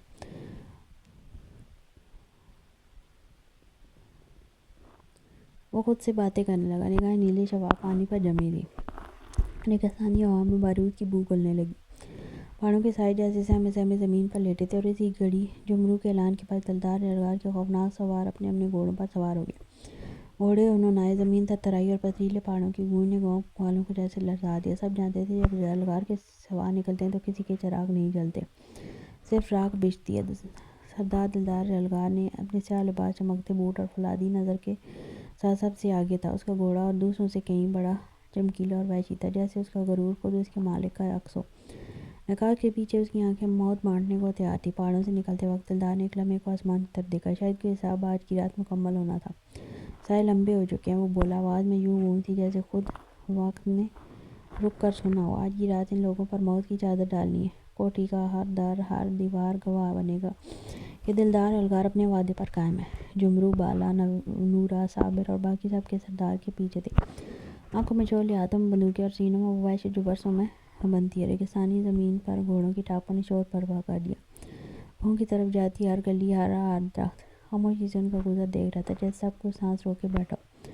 بڑی کوٹھی اب دور سے دکھائی دے رہی تھی۔ دلدار کے چہرے پر ایک خفیف سی مسکراہٹ ابھری۔ شکار قید میں، شکاری نکل چکے ہیں، آج کی رات خاموش نہ ہوگی، آج کی رات کہانی لکھی جائے گی سیٹھ کے خون سے۔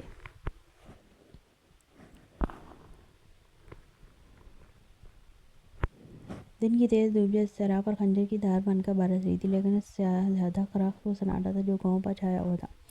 نہ کسی در سے ہنڈی کی کھنک سنائی دے رہی تھی، نہ کسی چھت سے بچوں کی ہنسی، بس ہوا کا ایک سوکھا سا جھونکا، اور اس میں چھپی بے نام سی دہشت۔ رباب دوام کا ہاتھ تھامے گلی کے موڑ موڑ پر نظریں دوڑاتی جا رہی تھی۔ درذہن سے تلخ کلامی نے اس کے مزاج کو ویسے ہی بگاڑ رکھا تھا، اور اب گاؤں کی ہر غیر فطری خاموشی اس کے دل میں ہلکا ہلکا خوف انڈیلنے لگی تھی۔ پتہ نہیں، ایسا لگ رہا تھا جیسے ہر کھڑکی کے پیچھے کوئی ہمیں دیکھ رہا ہو۔ اس نے ہولے سے کہا، لیکن خود اسے اندازہ نہیں تھا کہ یہ الفاظ اس کے اپنے دل کی دھڑکن سے بھی دھیمے نکلے۔ دوام مل کر چپ تھی، اپنی امت سے بڑی سی چادر سے لپٹی وہ رباب کے ساتھ ایسی چل رہی تھی جیسے کوئی سایہ ہو۔ اس کی آنکھوں میں کچھ سوال تھے اور کچھ وہم۔ رباب کا دوپٹہ ہوا میں ہلکا سا اڑا، اور اس نے جھٹکے سے اسے دوبارہ اپنی پیشانی پر جماتے ہوئے آگے دیکھا۔ گلی کا اگلا موڑ جو ہمیشہ زندگی سے لبریز رہتا تھا، آج ویران تھا۔ کہتے ہی جب سردار جلگار پہاڑوں سے نکلتا ہے تو زمین کی سانسیں رک جاتی ہیں، یہ وہی لمحہ تھا۔ دور سے آتی گھوڑوں کی ٹاپیں سنائی نہیں دے رہی تھیں، لیکن فضا کی گھٹن بتا رہی تھی کہ کچھ ہونے والا ہے۔ رباب کی پیشانی پر پسینہ دھوپ سے تھا، نہ دوپٹے کے نیچے کی گرمی سے۔ یہ پسینہ خوف کا تھا۔ اس نے دوام کا ہاتھ اور سختی سے پکڑ لیا۔ چلو، تیز چلو۔ اس کی آواز میں کپکپاہٹ تھی اور قدموں میں بے چینی۔ پہاڑوں کی طرف سے آنے والی ہوا میں گرد نہیں، خبردار کرنے والی ہلکی سی گرج تھی۔ ہر کوئی سمجھ رہا تھا کہ دن کی روشنی میں صرف راستے ناپے جا رہے ہیں، شکار تو رات میں ہوگا۔ کیا ہوا باجی، خیریت تو ہے؟ وہ تیزی سے رباب کے ساتھ قدم سے قدم ملاتے ہوئے گھبرا کر بولی۔ رباب نے ایک جھٹکے سے گردن موڑ کر ارد گرد دیکھا اور پھر دوام کا ہاتھ مضبوطی سے تھام لیا۔ پتہ نہیں، مگر دوپہر میں ایسے سناٹے کبھی نہیں ہوتے۔ سنا ہے جب پتھریلے پہاڑوں پر بسیرا کرنے والے ڈاکو نکلتے ہیں نا، تو گاؤں کی ہوا بھی ان کے خوف سے رک جاتی ہے۔ وہ دھیرے دھیرے نہیں، اب تقریباً بھاگتے ہوئے قدموں سے گلیوں میں آگے بڑھی تھی۔ جلدی چلو، اس سے پہلے کہ وہ لوگ اس طرف کا راستہ لیں، ہمیں کسی طرح گھر پہنچنا ہے۔ دوام جو پہلے تو کچھ سمجھ نہیں پا رہی تھی، ڈاکوؤں کا نام سن کر ہی خوف سے لرز گئی۔ رباب کے برابر بھاگتے ہوئے اس نے آنکھوں میں پھیلتا ہوا ڈر چھپانے کی کوشش کی، لیکن رباب کو اس کی گرفت میں آتے رستے نے سب بتا دیا کہ دونوں عام طور پر گھر سے باہر نہیں نکلتی، لیکن اتنا ضرور جانتی تھی کہ اس قوم میں صرف ایک ہی شخص ایسا ہے جس کا نام لیتے ہوئے لوگ اپنی زبان کو تھام لیتے ہیں۔ وہ تھا سردار جلگار، پتھریلے پہاڑوں کا سردار۔ وہ ظالم تھا، بے رحم، شفاق اور خونخوار۔ پولیس اس کے سامنے محض کاغذی ادارہ تھی۔ قانون، انصاف اور سزا، یہ سب الفاظ اس کے لیے بے معنی تھے۔ آئے دن گاؤں کے ارد گرد سے لاشیں ملتی تھیں، کبھی کسی کھیت میں، کبھی کسی ندی کے کنارے، اور بدقسمتی یہ تھی کہ لوگ جانتے تھے یہ کام کس کا ہے، مگر کوئی بول نہیں سکتا تھا۔ کہا جاتا تھا وہ لوگوں کی لاشیں گراتا تھا اور پھر ان کے لیے دعائیں کرتا تھا۔ خود کو دعاؤں کا عاشق کہتا تھا، لیکن اس کی دعاؤں میں خون کی بو آتی تھی، اور انہی سب کے بیچ ایک اور سایہ بھی تھا، ایک ایسا وجود جس کے نام سے وہ اب تک انجان تھی۔ اور 3 سال پہلے اس کی زندگی میں آیا تھا، خاموشی سے، پر ایک ایسی دہاڑ کے ساتھ جس نے اس کے اندر نفرت، بے چینی اور انجانا خوف بو دیا تھا۔ اس نے کبھی اس شخص کا نام نہیں جانا، جاننا چاہا بھی نہیں، مگر اس کی سب جھانکیاں آج بھی اس کے دل میں اس کے خوف کی دہکتی چنگاری کی طرح موجود تھیں۔ وہ بھی انہی میں سے تھا، شاید ڈاکو سردار۔ اب سب سے خطرناک، دوام کے کانوں میں جیسے گھوڑوں کی تیز ٹاپوں کی آواز پڑی، اس کی روح تک تیر گئی۔ قدم تیز کر دیے، آنکھوں وحشت سے سڑک کے دوسری طرف بھاگتے گلیوں کو دیکھ رہی تھی۔ گاؤں جیسے مر چکا تھا، نہ کوئی پرندہ پر مارا تھا، نہ کسی کھڑکی سے کوئی سانس کی آہٹ آ رہی تھی۔ پورے گاؤں پر جیسے وحشت کا پہرہ بٹھا دیا گیا تھا۔ ان کا گھر سامنے والی گلی چھوڑ کر تھا، مگر وہی گلی جہاں سے آوازیں آ رہی تھی۔ سن دوام، رباب نے ایک جھٹکے سے اس کا بازو کھینچا۔ سانس بھی روک لے، ان لوگوں کو تیری آہٹ بھی نہیں محسوس ہونی چاہیے۔ رباب خود ایک کونے میں دبک گئی۔ میں یہاں چھپتی ہوں، تو وہاں جائے، جب تک یہ وقت گزر نہ جائے، سامنے مت آنا۔ اس کی آواز میں عجیب سا خوف تھا۔ سنا، یہ لوگ عورتوں کو لوٹنے میں بھی لمحہ نہیں لگاتے۔ رباب کی آواز کپ کپاتی ہوئی، آنکھوں میں لرزتی پشیمانی کے ساتھ کان میں پڑی۔ آج سمجھ آیا باہر نکلنا کتنی بڑی غلطی تھی۔ دوام نے گردن گھما کر دور آتی گھر دیکھی، گھوڑوں کی سنبھلی ہوئی رفتار، زینوں کی جھنکار، اور ان میں سے شاید وہ سبز آنکھوں والا بھی ہو سکتا تھا۔ رباب کی باتیں سن کر دوام کی ہڈیاں بھی کپ کپا گئیں۔ وقت کم تھا، رستے بند تھے، اور چھپنے والے صرف وہی 2 نہیں تھے۔ گاؤں کے کتنے ہی دروازے، کھڑکیاں، آنکھیں آج خاموش تماشائی تھیں، کیونکہ موت ڈاکو گھوڑوں پر سوار ہو کر آ رہی تھی۔ گلی میں گھوڑوں کی ٹاپوں کی آواز تیز ہو گئی، اور پھر ایک دم سے وہ سامنے آ گئی، 20 سے 22 گھوڑوں پر سوار، کالے لباس ملبوس ڈاکو، جن کی آنکھوں میں خوف چمک تھی، اور ان کے گھوڑوں کے قدموں کی آواز کے ساتھ پورا گاؤں جیسے سناٹے میں ڈوب گیا تھا۔ جب وہ گلی میں داخل ہوئے تو ان کی موجودگی نے پورے ماحول کو اور بھی بھاری اور سنگین بنا دیا تھا۔ ہر قدم کے ساتھ ان کی طاقت اور خوف کا احساس بڑھتا جا رہا تھا۔ دوام کی نظریں جیسے ساخت ہو گئیں، اس کا دل تیز سے دھڑک رہا تھا، سانس کی آواز بھی اس کے گلے میں پھنس گئی تھی۔ ڈاکو دوام کی آنکھوں میں خوف کی لہر دوڑ گئی، اس کا دماغ اور جسم جیسے کام کرنا چھوڑ چکے تھے۔ وہ جہاں چھپ رہی تھی، اسی جگہ پر خوف کی شدت نے اسے جکڑ لیا۔ دوام کا جسم پتھر کی طرح جامد ہو چکا تھا، اور اس کے قدم نہ اٹھ سکے۔ آنکھوں کے سامنے کالے لباس ملبوس ڈاکو جیسے پوری گلی کو سیاہ کر کے گزر گئے تھے۔ ان کی موجودگی سے گلی کا ماحول اور بھی زیادہ غمگین اور سیاہ ہو گیا تھا۔ رباب جو کچھ فاصلے پر چھپی تھی، دوام کی طرف دیکھ کر لرزتے ہوئے اس سے کچھ کہنا چاہتی تھی، لیکن خوف کے مارے وہ آواز بھی نہیں نکال پا رہی تھی۔ ڈاکو گلی میں آ چکے تھے، اور وہ ایک لمحے کے لیے بھی اس خیال کو دل سے نکال نہیں پائی کہ وہ ان کے سامنے آ سکتے ہیں۔ خدا کے لیے بس یہ گزر جائیں، یا اللہ یہ لوگ مجھے نہ دیکھیں، دوام نے دل میں سوچا، لیکن اس کی نظریں اس کی طرف ہی جمی ہوئی تھیں۔ وہ ڈاکو ایک ایک کر کے گلی کے آخری تک پہنچتے جا رہے تھے، اور دوام کی نظریں ان کے ساتھ ساتھ حرکت کر رہی تھیں۔ دل میں خوف اور دہشت کی ایک لہر دوڑتی جا رہی تھی۔ یہ لمحہ اس کے لیے ایک زندگی کی سب سے خوفناک حقیقت بن چکے تھے۔ وہ سب گھوڑوں پر سوار تھے، کالا لباس، چمکتے ہتھیار، پتھریلے چہرے، اور بے رحم عقل۔ گاؤں کی سنسان گلی میں ان کے گھوڑوں کی ٹاپیں جیسے موت کی دستک بن کر بج رہی تھیں۔ دوام کا دل حلق میں آ چکا تھا، وہ خوف سے اپنے قدموں میں جم چکی تھی، بس اتنی ہمت باقی تھی کہ سانس لے سکے۔ اور پھر ایک گھوڑا رک گیا، بالکل اس کے سامنے۔ دوام نے پلکیں مینچ لیں، دل کے دھڑکنے کی آواز کانوں میں گونجنے لگی۔ اس کا بس چلتا زمین میں گڑ جاتی، لیکن وہ سوار، وہ ایک پل کو بھی ہلا نہیں، بس اسے دیکھ رہا تھا۔ اس کی آنکھیں عجیب سی بے باکی لیے، نرمی لیے، جنون لیے، جیسے برسوں سے بس اسی لمحے کا انتظار کر رہی تھی۔ دوام نے خوف سے آنکھیں بند کر لیں، دل سے صرف ایک دعا نکلی، خدا کرے یہ لوگ بغیر رکے نکل جائیں۔ لیکن وقت جیسے رک گیا تھا، سوار کی نظریں جیسے اس کے اندر تک اترتی جا رہی تھیں۔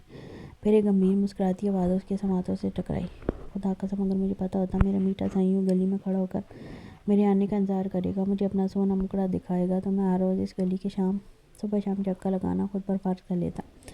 دوام نے چون کر آنکھیں کھولی، نگاہ اٹھائی، اور ایک لمحے کے لیے دنیا ساکت ہو گئی۔ یہ وہی تھا، ہاں وہی سبز آنکھوں والا جسے اس نے 3 سال پہلے پہلی بار دیکھا تھا، بس میں ڈاکو کی صورت، دہشت کی شکل، لیکن آج وہ دہشت محبت کا پہناوا اوڑھے سامنے کھڑا تھا۔ میرا بھولا بھائی، میرا سونا سجن، اس دھوپ میں کیوں اپنا رنگ خراب کر رہی ہو؟ ابھی تو میں نے تمہیں حق سے دیکھا بھی نہیں، میری جان قربان، اور اس لمحے کے صدقے جس میں تم میدان میں کھڑی ہو کر میرا انتظار کرو، لیکن یہ تو ظلم ہے مجھ پر۔ وہ اپنی مخصوص مسکراہٹ کے ساتھ بولا۔ سبز آنکھوں میں شرارت اور لب کپڑے میں چھپے تھے، لیکن آنکھیں مسکرا رہی تھیں۔ انداز بتا رہا تھا کہ لہجہ اتنا میٹھا نہیں ہے جتنی مٹھاس اس وقت اس میں گھلی ہے۔ میرا میٹھا سائیں، بغیر نکاح کے دلداریاں جان لیوا ہوتی ہیں۔ ایک دفعہ نکاح میں آ جاؤ، پھر دلداریاں بھی مزہ دیں گی۔ پھر وہ جھٹکے سے دوام کے قریب آیا، نرمی سے کمر مار ڈال کر اسے گھوڑے پر بٹھا چکا تھا۔ دوام کی زبان سے بے اختیار چیخ نکلی، لیکن اس کی چیخ وہ نرمی سے اپنے ہاتھ کے پورے سے چھپا چکا تھا۔ میرا ڈرپوک سائیں، یوں نہیں چیختے۔ چھوٹا سا دل ہے تمہارے دلدار سائیں کا، ڈر جاتا ہے۔ اس کے لہجے میں شوخی تھی، جیسے ساری دنیا سے بے نیاز صرف اپنے سونے مائی کے سائے میں جی رہا ہو۔ گھوڑا آہستہ آہستہ گلی سے آگے بڑھا تھا، پھر جیسے ایک کچے دروازے کے قریب آیا، وہ ایک لمحے میں نیچے اترا۔ دوام کو اپنے گرفت میں لیے نرمی سے زمین پر اتارا، دروازے کی طرف اشارہ کیا، چل میری جان کے ٹوٹے اندر جا، گلیوں میں چاند اچھا نہیں لگتا۔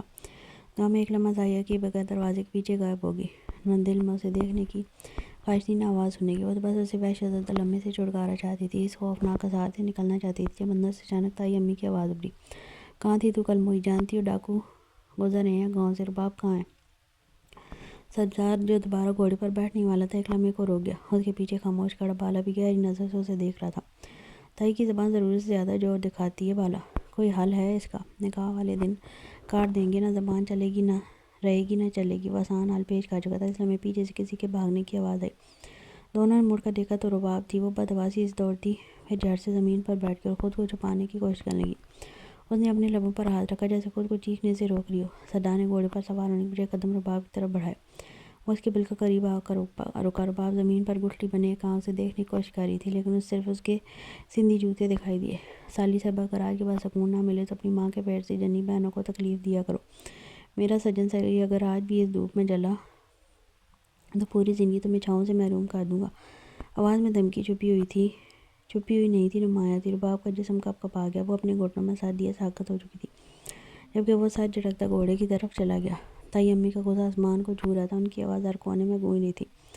بس بہت ہو گیا دوام، اب حد سے حد ہے بے غیرتی کی۔ کدھر منہ مارنے گئی تھی اس دھوپ میں؟ جانتی بھی ہے ابھی ڈاکو گزر کر گئے ہیں یہاں سے۔ ان کا بس نہیں چل رہا کہ وہ اسے تھپڑ لگا دیں، لیکن دوام وہ تو جیسے سننے کے لیے پیدا ہوئی تھی، نہ کچھ بولی نہ پلکیں جھپکی، بس سر جھکائے کھڑی رہی۔ جب دروازہ دھاڑ سے کھلا، رباب تیز قدموں سے اندر داخل ہوئی، جو چہرہ پسینے سے شرابور تھا، سانس پھولی ہوئی تھی۔ وہ تائی امی کو نظر انداز کرتی ہوئی سیدھی دوام کے قریب آئی۔ اگلے ہی لمحے اس نے دوام کا بازو پکڑا، اس شدت سے پکڑا کہ درد کی شدت سے اس کی چیخ نکلتے رہ گئی۔ ارے امی، کوئی قیامت نہیں آ گئی؟ رباب تیزی سے بولی، لہجہ دفاعی تھا۔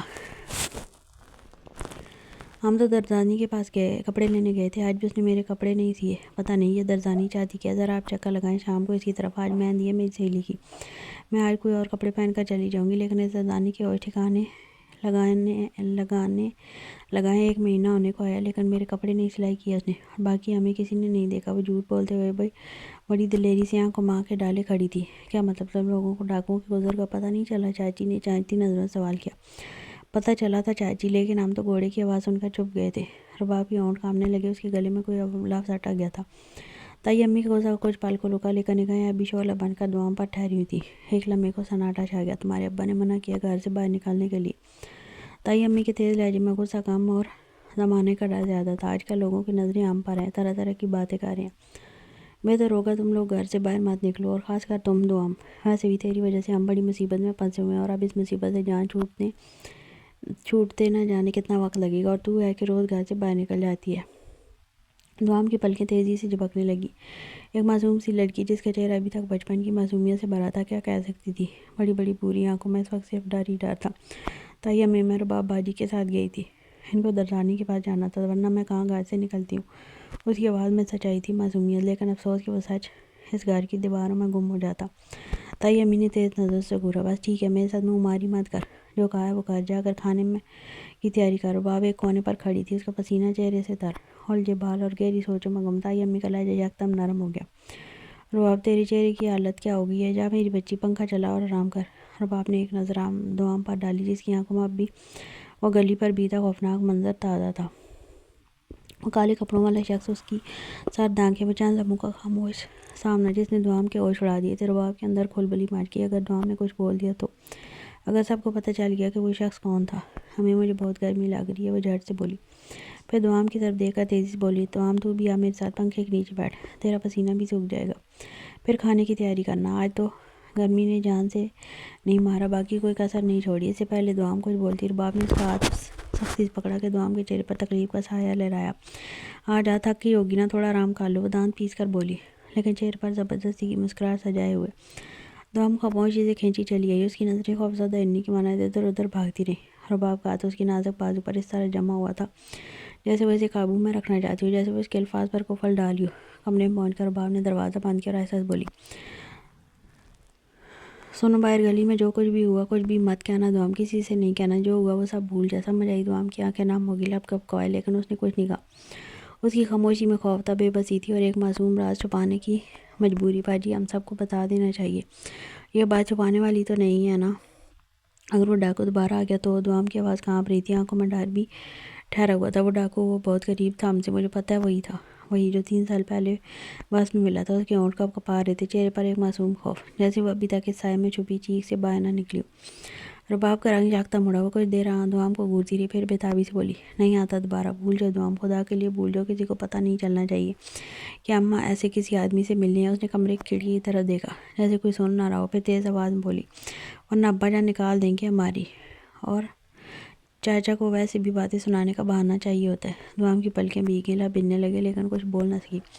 تم بھی بھول جاؤ، میں بھی بھول جاتی ہوں، ویسے بھی یاد رکھنا جیسے کچھ تھا بھی تو نہیں، یاد رکھنے جیسا کچھ تھا بھی تو نہیں۔ رباب کا لہجہ اب سخت ہو چکا تھا، وہ مجھے بھی ڈرا کر گیا، دھمکیاں دے کر گیا، اور تم تو بس کھڑی رہی بت بن کر، یہ بھی نہ ہوا کہیں چھپ ہی جاتی۔ اس نے دوام کا بازو سختی سے پکڑ لیا، جیسے الفاظ سے نہیں آواز سے اس کے منہ پر مہر لگا دے گی۔ دیکھو، میری بات کان کھول کر سن لو۔ رباب کے چہرے پر اب صرف خوف نہیں تھا، غصہ بھی تھا، خود کو بچانے کی کوشش بھی۔ اگر تم نے یہ بات کسی کو بتائی نہ، یا کسی کو ذرا سی بھنک پڑی تو مجھ سے برا کوئی نہیں ہوگا، سمجھی تم؟ دوام خاموشی سے اسے دیکھتی رہی، آنکھوں میں آنسو، چہرے پر الجھن۔ پھر رباب نے دھیرے سے کہا، میرا کیا ہے، میں تو بچ ہی جاؤں گی، مجھے کوئی کیا کہہ دے گا، لیکن تمہاری تو شامت آ جائے گی دوام، تمہیں کوئی نہیں بچائے گا۔ وہ کہہ کر چپ ہو گئی، کمرے میں خاموشی چھا گئی، صرف پنکھے کی گھومتی آوازیں باقی تھی، اور دوام کی آنکھوں سے بہتے وہ آنسو۔ بند کرو یہ رونا دھونا، مرضی ہے تمہاری، اگر بتانا چاہتی ہو تو بتا دو سب کو۔ رباب نے تکیے پر زور سے سر مارا، جیسے اپنی جھنجھلاہٹ کو دبانے کی ناکام کوشش کاری ہو۔ اگر مصیبتوں میں پھنسنے کا اتنا ہی ہوگا تو جا کر سب کو بتا دو، میں تو بچ ہی جاؤں گی۔ تمہاری شامت آئے گی، جو دل میں آئے وہ کرو، یا جا کر باہر کھانا بنا لو۔ منہ بنا کر وہ بیڈ پر لیٹ گئی، جیسے اس سارے معاملے سے اللہ تعلق ہو گئی ہو۔ لیکن دوام، وہ تو اندر ہی اندر ہل چکی تھی، نازک سی سہمتی ہوئی پلکوں کے پیچھے چھپا وہ ڈر جو کسی لمحے بھی چیخ بن کر باہر نکل سکتا تھا۔ اس کا رنگ زرد پڑ گیا، وہ بے آواز قدموں سے کمرے سے نکل گئی۔ رباب کو یقین تھا وہ کسی سے کچھ نہیں کہے گی، وہ اتنی ڈری ہوئی ہے کہ زبان ہی بند ہو گئی ہے اس کی۔ وہ بڑبڑائی، لیکن اگلے ہی لمحے اس کے دل میں ایک لہر سی دوڑ گئی، وہی آنکھیں، وہی نگاہیں، ڈاکو۔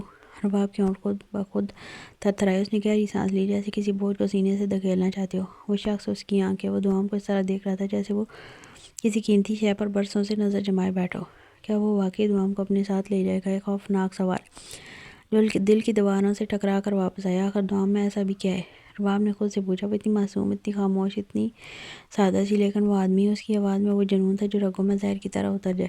رباب سے زبان سے تو وہ محبت کی باتیں کر رہا تھا، لیکن محبت کیا اتنی آسانی سے ہو جاتی ہے؟ رباب کا دل زور زور سے دھڑکنے لگا۔ اگر وہ دوام کو واقعی لے ہی گیا تو وہ تو گزارا بھی نہیں کر پائے گی، وہ تو 2 لفظ کسی اجنبی سے نہیں بول سکتی۔ رباب نے بیڈ پر سے ایک جھٹکے سے اٹھ کر بیٹھتے ہوئے آنکھیں زور سے بند کر لی۔ کمرے میں اندھیرا بڑھتا جا رہا تھا، اور اس کا دل دھڑکن کی جگہ خوف کی چاپ سن رہا تھا۔ پہاڑوں کے بیچ ایک سنسان وادی، جہاں وہ صرف پتھروں کی زبان بول جاتی تھی، اور خاموش میں بھی کوئی انجانی سرگوشی سنائی دیتی تھی۔ اس ویران میدان کے پیچھے دھوپ ابھی پیچھے ہٹی تھی، زمین اب بھی تپ رہی تھی، اور اسی تپتی مٹی پر شلغار کی چاپ سنائی دی۔ چادر کندھوں سے جھلک رہی تھی، سیاہ کپڑے گرد آلود، مگر اس کا قد، اس کی چال، اس کی آنکھیں خطرناک اعلان تھی۔ سبز آنکھوں میں خون سا اتر آیا تھا، جیسے ان میں کسی اور کی نہیں، صرف دشمنوں کی لاشوں کی جگہ ہو۔ میدان میں بیٹھے ہر ڈاکو نے اس کی آمد پر سر جھکا لیا، کوئی آنکھ ملا نہیں سکتا تھا اس نگاہ سے جو ایک بار اٹھ جائے تو سانسیں روک دیتی ہے۔ دن کے وقت ہم نے ہر رستہ، ہر گلی، ہر سایہ ناپ لیا، اب اندھیرا ان کے لیے نہیں، ہمارے لیے پردہ ہے۔ اس کی آواز میں نہ للکار تھی، نہ سوال، بس حکم تھا، جیسے ہڈیوں میں اترتا زہر۔ یہ زکوٰۃ کی رقم ہے، سیر سمجھتا اسے دبا کر رکھے گا، اب وہی رقم اس کے لیے موت کا پروانہ بنے گی۔ اس نے زمین پر نقشہ کھینچا، دھول اڑ دی، مگر کسی آنکھ نے پلک نہیں جھپکی۔ سب کو معلوم تھا یہ وہ وقت ہے جب شلغار کی سانس بھی بارود بنتی ہے۔ کلے کلے رستے دا حساب ہے میرے کول سائیں، جے کوئی غلطی ہوئی تے گولیاں گرنے نال پہلے میں لاش گناہگار، ایک راستے کا حساب میرے پاس آئیں۔ اگر کسی نے ذرا سی بھی غلطی کی تو گولیاں گرنے سے پہلے میں لاش گننا شروع کر دوں گا۔ سردار ہماری طرف سے غلطی نہیں ہوگی، لیکن کوٹھی پر امریکی گارڈ ہیں۔ ایک ساتھی نے لرزتے ہوئے کو وضاحت دی تو جلگار کی گردن گھومی، سبز آنکھیں تپش سے لال ہوئیں۔ میرے آگے زبان چلائی تے نہیں پیچھے بندہ لبنائے نہ قبر، خبردار اگر میرے سامنے زبان چلائی نہ پیچھے تیرے کوئی ملے گا اور نہ ہی قبر۔ اس کی آواز یہاں پہاڑوں سے ٹکرا کر واپس آئی، جیسے خود فطرت نے بھی اسے جواب دینے سے انکار کر دیا ہو۔ چھوڑو سردار، نیا لڑکا، اس کو سیٹ ہونے میں وقت لگے گا۔ بالا نے اس کا دھیان ہٹایا تھا، وہ اعتبار کے لائق نہیں تھا، نیا لڑکا تھا جو پچھلی کرکٹی کے زمانے میں ملا تھا، مجبور تھا نوکریاں تلاش کر کر کے تھک چکا تھا، لیکن بندوق چلانی اچھے سے آتی تھی۔ سو اپنے ساتھی کے کہنے پر اس نے اسے رکھ لیا تھا، وہ صرف ہاں میں سر لاتا اپنی بات پھر سے شروع کر چکا تھا۔ اندھیرا چھا جائے تو ہر ایک اپنے مقام پر ہو، آج رات میں رحم نہیں دکھاؤں گا، جو ساتھ ہے وہ جیے گا، جو پیچھے رہ گیا اس کی قبر اسی میدان میں کھودے گی۔ سا نہ وجہ پر وار نہ رہ جائے، سانس چاہے رک جائے لیکن وار نہ رہ جائے۔ اس نے فقط ایک سرائکی فکرہ کہا، اتنا آہستہ کہ ہر ڈاکو کے دل میں کوہرام مار دیا۔ یہاں کے لوگ سرائکی بولنے کا عرصے سے چھوڑ چکے تھے، نئی نسل نے شہروں کا رخ کیا، نئی زبانیں اپنائیں، پرانے لب و لہجے مٹتے گئے، لیکن جلگار وہ اپنی سرزمین کی مٹی کی طرح ضدی تھا۔ اس کی بولی میں آج بھی سرائکی جھلکتی تھی، کبھی ایک لفظ، کبھی ایک جملہ اور کبھی صرف لہجہ، لیکن جو چیز اب نمایاں تھی وہ اس کے الفاظ کی دہشت تھی۔ وہ دھیمے لہجے میں بات کرتا مگر اس کے ایک الفاظ پر لوگ پسینہ پسینہ ہو جاتے۔ رخ ہلانے کا ہنر بھی ایسے رکھتا تھا جیسے تلوار بے نیام ہوگی، اس کے لب ہلتے اور دوسروں کے قدم ڈگمگا جاتے، نہ وہ چیختا نہ گرجتا، بس ایک نگاہ، ایک جملہ اور دل دہل جاتا۔ چولہے پر ہانڈی رکھے اسے کچھ ہی دیر ہوئی تھی، لیکن ہاتھ مسلسل کانپ رہے تھے۔ چمچ ہانڈی میں چلانے کی بجائے وہ جیسے خود کو سنبھالنے کی کوشش کر رہی تھی، پسینہ ماتھے سے رینگ کر گردن تک آ رہا تھا، لیکن اسے کسی اور ہی آگ نے گھیر رکھا تھا، خوف کی، اضطراب کی، بے بسی کی۔ اچانک ایک سرگوشی جیسے اس کے کان سے ٹکرائی، میری امانت ہو تم سجن سائی۔ اس ڈاکو کی وہ آواز اسے لگا جیسے وہ واقعی اس کے کان قریب رک کر بولو۔ وہ جھرجھری لے کر پیچھے مڑی، لیکن وہاں کوئی نہیں تھا، پھر بھی کمر پر جیسے کسی کا لمسا۔ یا اللہ! وہ دل ہی دل میں کانپ گئی اور چمچ ہانڈی میں چھوڑ کر دیوار کا سہارا لے کر کھڑی ہو گئی۔ 3 سال پہلے کا وہ منظر پلکوں کے پردے پر ایسے ابھرا جیسے ابھی ہوا ہو، وہی سڑک، وہی بس، وہی سنسان سا راستہ، اور وہ شخص، وہ چہرے پر نقاب لیے اسے دیکھ کر رکا تھا۔ اس نے پھر سے آنکھوں میں آنکھیں ڈال کر صرف اتنا کہا تھا، تم میری ہو، میری امانت۔ یا اللہ! کیا وہ مجھے واقعی لے جائے گا؟ دوام کی آنکھوں سے آنسو بہنے لگے، دل کی دھڑکن گویا باہر نکل کر بھاگ جانا چاہتی تھی۔ کیوں میرے لیے امتحان بنا ہوا ہے وہ؟ کیوں میری زندگی تباہ کار ہے؟ میں نے تو کبھی اس کا کچھ بگاڑا ہی نہیں۔ اس کی آواز کچن میں گونجتی ہوئی خاموشی میں دفن ہو گئی۔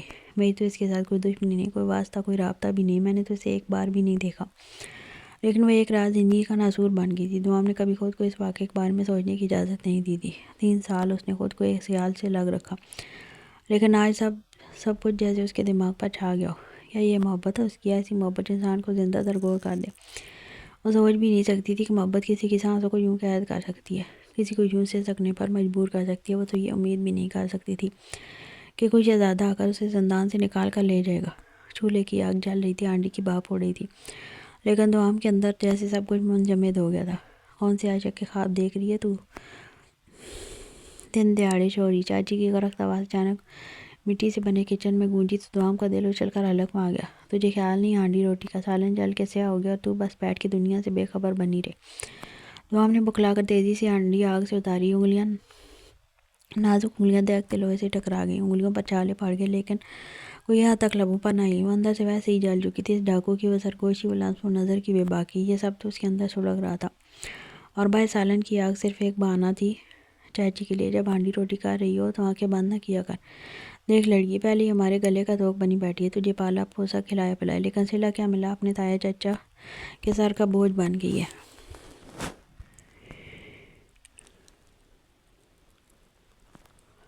اگر کچھ کرنا نہیں آتا تو کم از کم جب ہانڈی پکا رہی ہو تب ہوش میں رہ کر، سالن سارا برباد کر دیا تو نے۔ چاچی چمچ چلاتی ہوئی قریب آئیں اور کڑاکے دار لہجے میں بولی، حالانکہ سالن نے صرف کنارہ پکڑا تھا، جلا نہیں تھا، لیکن دوام جانتی تھی چاچی کو باتیں سنانے کا موقع مل گیا تھا۔ وہ چپ رہی، سر جھکا کر، جیسے اپنی ہی سانسیں سمیٹنے لگی۔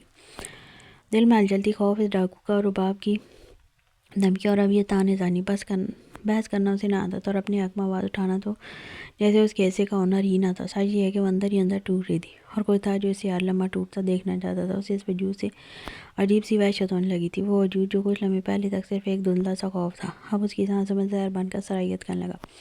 آج تک دوام کے دل میں اتنی گنجائش ضرور رہی تھی کہ وہ ہر کسی کے لیے نرم گوشہ رکھتی تھی. نفرت جیسے لفظ سے وہ ناشنا تھی، لیکن اب جیسے ضبط کی تنابیں ہاتھ سے پھسلنے لگی تھی. عجیب سا گھٹن زدہ احساس، جیسے کوئی انجانی دیوار اس کے گرد کھڑی ہو گئی ہو، جس کی بولی میٹھی تھی لیکن وجود زہر سے کم نہ تھا. دوام کے اندر شور اٹھا. وہ شخص جس کے لہجے میں مٹھاس تھی، آنکھوں میں اپنائیت، آج اس کے لیے ایک عذاب بن گیا تھا. وہی نرم بول اب خنجر کی مانند چبھنے لگے تھے، وہی دھیمی آواز اب وحشت کی چیخوں میں بدل گئی تھی. یہ کیسی محبت تھی، یا یہ کوئی قید تھی؟ وہ سوچ رہی تھی. کیا کوئی اتنی شدت سے چاہ کر بھی کسی کو اتنا بے بس کر سکتا ہے؟ کیا محبت واقعی قید بن سکتی ہے، یا پھر یہ صرف جنون کا دوسرا نام ہے؟ درجنوں عورتیں بیوہ بے سارے ایک کمرے میں بیٹھی تھی، آنکھوں میں امید، دل میں خوف. مدرسے کے مولوی نے بتایا، یہ سیٹ طیب بہت نیک دل ہے، ہر سال زکوٰۃ کے پیسے خود تقسیم کرتا ہے. تمہیں بھی بلایا. انہیں کیا خبر تھی یہ کوٹھی نہیں، یہ درندے کا پنجرہ ہے. کوٹھی کی سفید دیواریں ابھی تک خاموش تھی، لیکن اندر موت جاگ چکی تھی. سیٹ طیب کی آنکھوں میں حیوانیت ناچ تھی. سامنے بیٹھی بیوہ، طلاق یافتہ معصوم عورتیں سب اپنے حصے کی زکوٰۃ لینے آئی تھیں. وہ زکوٰۃ جو مدرسے سے امانت کے طور پر جمع ہوئی تھی، جو غریبوں کا حق تھی، لیکن طیب نے اس پیسے کو اپنے ناپاک ارادوں کی خوراک بنا دیا تھا. آج سب کو ملے گا، بس اندر آ جاؤ، ایک ایک سے بات کرنی ہے، اس نے مکارانہ مسکراہٹ کے ساتھ کہا. میں تصویر زبان پر مذہب اور اندر شیطان چھپا بیٹھا تھا. عورتیں ڈری ہوئی تھیں لیکن مجبور تھیں. کوئی بیمار بچے کی دوا کے لیے آئی تھی، کوئی کرائے کے کمرے کے لیے، اور کوئی صرف ایک وقت کے کھانے کے لیے. لیکن وہ سب نہیں جانتی تھی کہ یہاں پیسہ دینے والا ایک درندہ ہے، انسان نہیں. طیب کی نظریں ایک نوجوان لڑکی پر جمی تھی. تو ہے پہلے 13 نمبر ہے. اس کی سانسیں بدبودار تھی، ہاتھ ترترا رہا تھا. لڑکی بھی چلنے لگی. لگتا ہے تجھے زکوٰۃ کی رقم نہیں چاہیے؟ وہ لڑکی خوبصورت جوان لڑکی کو دیکھتا خباثت سے بولا تھا. اس کا شوہر سپاہی تھا، پچھلے سال فوج میں شہید ہو گیا تھا. عام سپاہی ہونے کی وجہ سے حکومت سے اب تک پینشن پاس نہ ہوئی تھی. یہی وجہ تھی اب میں معصوم بچے کے لیے یہاں تک آ گئی تھی. سیٹ میرا بچہ بیمار ہے. وہ پریشانی سے بولی. سیٹ کے عقل لگا کر ہنسا. تو یوں ہی ٹھیک تو نہیں ہوگا نا، دوا چاہیے اس کو، آ کر اپنی زکوٰۃ کے پیسے لے جاؤ. وہ ایک جھٹکے سے اس کا بازو پکڑے اس کے کمرے کی طرف کھینچنے لگا، جب اچانک دھماکے کی گونج نے پوری کوٹھی کو ہلا دیا. دروازہ زوردار آواز کے ساتھ ٹوٹا. گرد کا طوفان اڑا. سب چیخیں مارنے کے. دروازے میں کھڑا تھا وہ جسے لوگ ڈاکو سردار یلغار کہتے تھے. سیاہ شلوار قمیض، سیاہ چہرہ کپڑے سے ڈھکا ہوا، ہاتھ میں رائفل، آنکھوں میں قہر. پیچھے اس کے 3 اور ڈاکو تھے جو ہتھیاروں سے لیس تھے. سیٹ طیب سردار کی آواز سانپ جیسی سسکاری. مدرسے کی زکوٰۃ کی رقم تیرے جنم کے رستے کا خرچ بنے گی. اس کی آواز میں ایسا کہہ تھا کہ طیب کانپنے لگا. تم کون ہو؟ پولیس سردار نے رائفل اٹھائی اور فائر کیا. 2 گولیاں سیدھا نوکروں کی ٹانگوں میں لگیں. وہ گر کر چیخنے لگے. خون لکیروں کی طرح فرش پر بہنے لگا. عورتیں دیوار سے چمٹ گئی. سمجھنا مشکل نہیں تھا وہ پتھریلے پہاڑوں کا ڈاکو. سردار آگے بڑھا تو طیب پیچھے لگا، لیکن سردار نے بجلی کی تیزی جھپٹ کر اس کی گردن دبوچ لی اور اگلے لمحے بالوں سے گھسیٹتا ہوا اسے فرش پر گھسیٹتا چہرہ رگڑتا گیا. چمکتی ٹائلز پر خون کی لکیریں بننے لگی. یقین تو مجھے نہیں جانتا سیٹ طیب، اگر تو مجھے جانتا ہوتا تو اپنے ان ارادوں کو سوچنے سے پہلے تیری روح کانپ اٹھتی. لیکن میں آج تجھے بتاؤں گا کہ میں کون ہوں. تک تیر جیسے پیدا ہونے سے پہلے 1000 دفعہ سوچے. میں ہوں سردار دلدار یلغار، پہاڑوں سے سناٹوں میں پلنے والا وہ قہر جو جب ٹوٹتا ہے تو خون بہتا ہے، چیخیں گونجتی ہے اور زمین بھی کانپ اٹھتی ہے. نہ بندوق مجھے روک سکتی ہے، نہ قانون مجھے چھو سکتا ہے. میں وہ انصاف ہوں جو عدالتوں کے باہر ہوتا ہے. میں وہ آگ ہوں جو صرف گناہ گاروں کو جلاتی ہے. تو جس دن میری نظر میں آیا اسی دن تیری موت میرے خنجر کی نوک پر لکھی گئی تھی. اب نہ رحم ہوگا نہ معافی. اب تو روئے گا، تڑپے گا، بلکے گا، اور میں تیرے ہر قطرے کا حساب دوں گا. یہ تیری زبان تھی نا جو عورتوں کو نوچنے کو طلب کرتی تھی. اب وہ زبان تیرے خون میں بہے گی. تیری چیخیں تیرے گناہوں کی گواہ بنے گی، اور تیرا جسم میری سزا کا کاغذ جس پر میں تیرے در سے ہر حرف لکھوں گا. یہ عورتیں تیرے لیے تماشا تھیں، اب یہ تماشا دیکھیں گی. سردار نے ایک موٹی زنجیر نکالی اور ایک جھٹکے سے طیب کے ہاتھ باندھے، پھر اپنے خنجر سے اس کے کپڑے چاک کھا دیے. اس نے طیب سے اس کا بدن ننگا کر دیا، شرم کی ہر چادر اتار دی. یہی ہے تیرا اصل چہرہ. عورتیں ہچکیاں لے رہی تھیں لیکن چپ تھیں. جب سردار نے جیب سے ایک تیزاب کی بوتل نکالی اور اسے طیب کے سامنے لہرایا. یاد ہے ایک لڑکی نے تیری آواز سے بچنے کی بھیک مانگی تھی، یہی تیزاب تھا جو تو نے اسے دکھایا تھا نا؟ طیب چیخا، رونے لگا. اسے ایسا کیسے ممکن تھا؟ یہ شخص اس کے بارے میں اتنا سب کیسے جانتا تھا؟ اس کے پرانے کارنامے اس کا منہ چڑھا رہے تھے. یہ شخص اس کے رگ رگ سے واقف تھا. نہیں پلیز نہیں. وہ گڑانے لگا، لیکن اگلے لمحے تیزاب نے طیب کے چہرے کو چیر کر رکھ دیا. وہ چیخ جیسے مرنے والے کو آگ میں جھونک دے. جلد پگھلنے لگی، آنکھیں سفید ہو گئی، چہرہ گلنے لگا. طیب زمین پر لوٹنے لگا، درد سے، جلن سے، موت کی منتیں کہتا ہوا. لیکن سردار کا دل ابھی ٹھنڈا نہ ہوا تھا. اس نے خنجر نکالا، طیب کی ٹھوڑی پکڑی. اب میں تیری وہ زبان کاٹوں گا جیسے تو نے عورت ذات کو گالیاں دی تھی۔ غصے سے بپر تھا، ایک وار کر گیا، خنجر چلایا، لمحے میں زبان زمین پر گری، منہ سے خون کا فوارہ نکلا۔ طیب اب صرف ہانپ رہا تھا، بولنا تو دور، چیخ بھی نہ نکل رہی تھی۔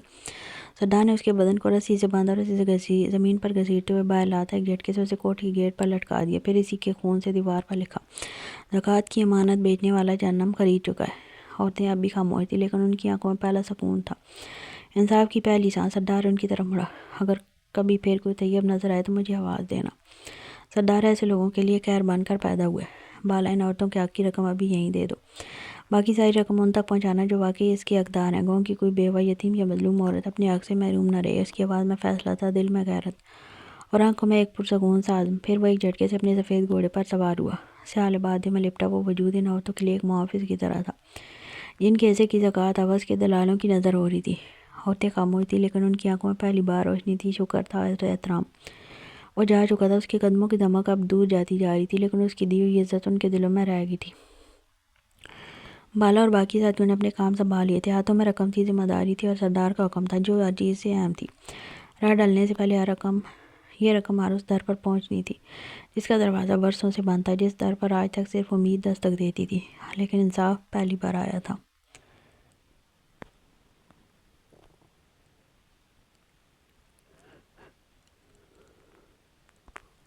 وہ پتھریلے پہاڑوں کے اوپر چاند کی روشنی میں بالکل تنہا بیٹھا ہوا تھا۔ ٹھنڈی رات کی خاموشی میں دور کہیں جھرنے کے بہنے کی آواز مدھم پہاڑوں میں گونج رہی تھی، جیسے کوئی پرانا سر دل کو چھو رہا ہو۔ اس کے گرد مکمل خاموشی تھی، جیسے وقت تھم گیا ہو۔ وہ پرسکون انداز میں اپنا کام ختم کر کے واپس آیا تھا۔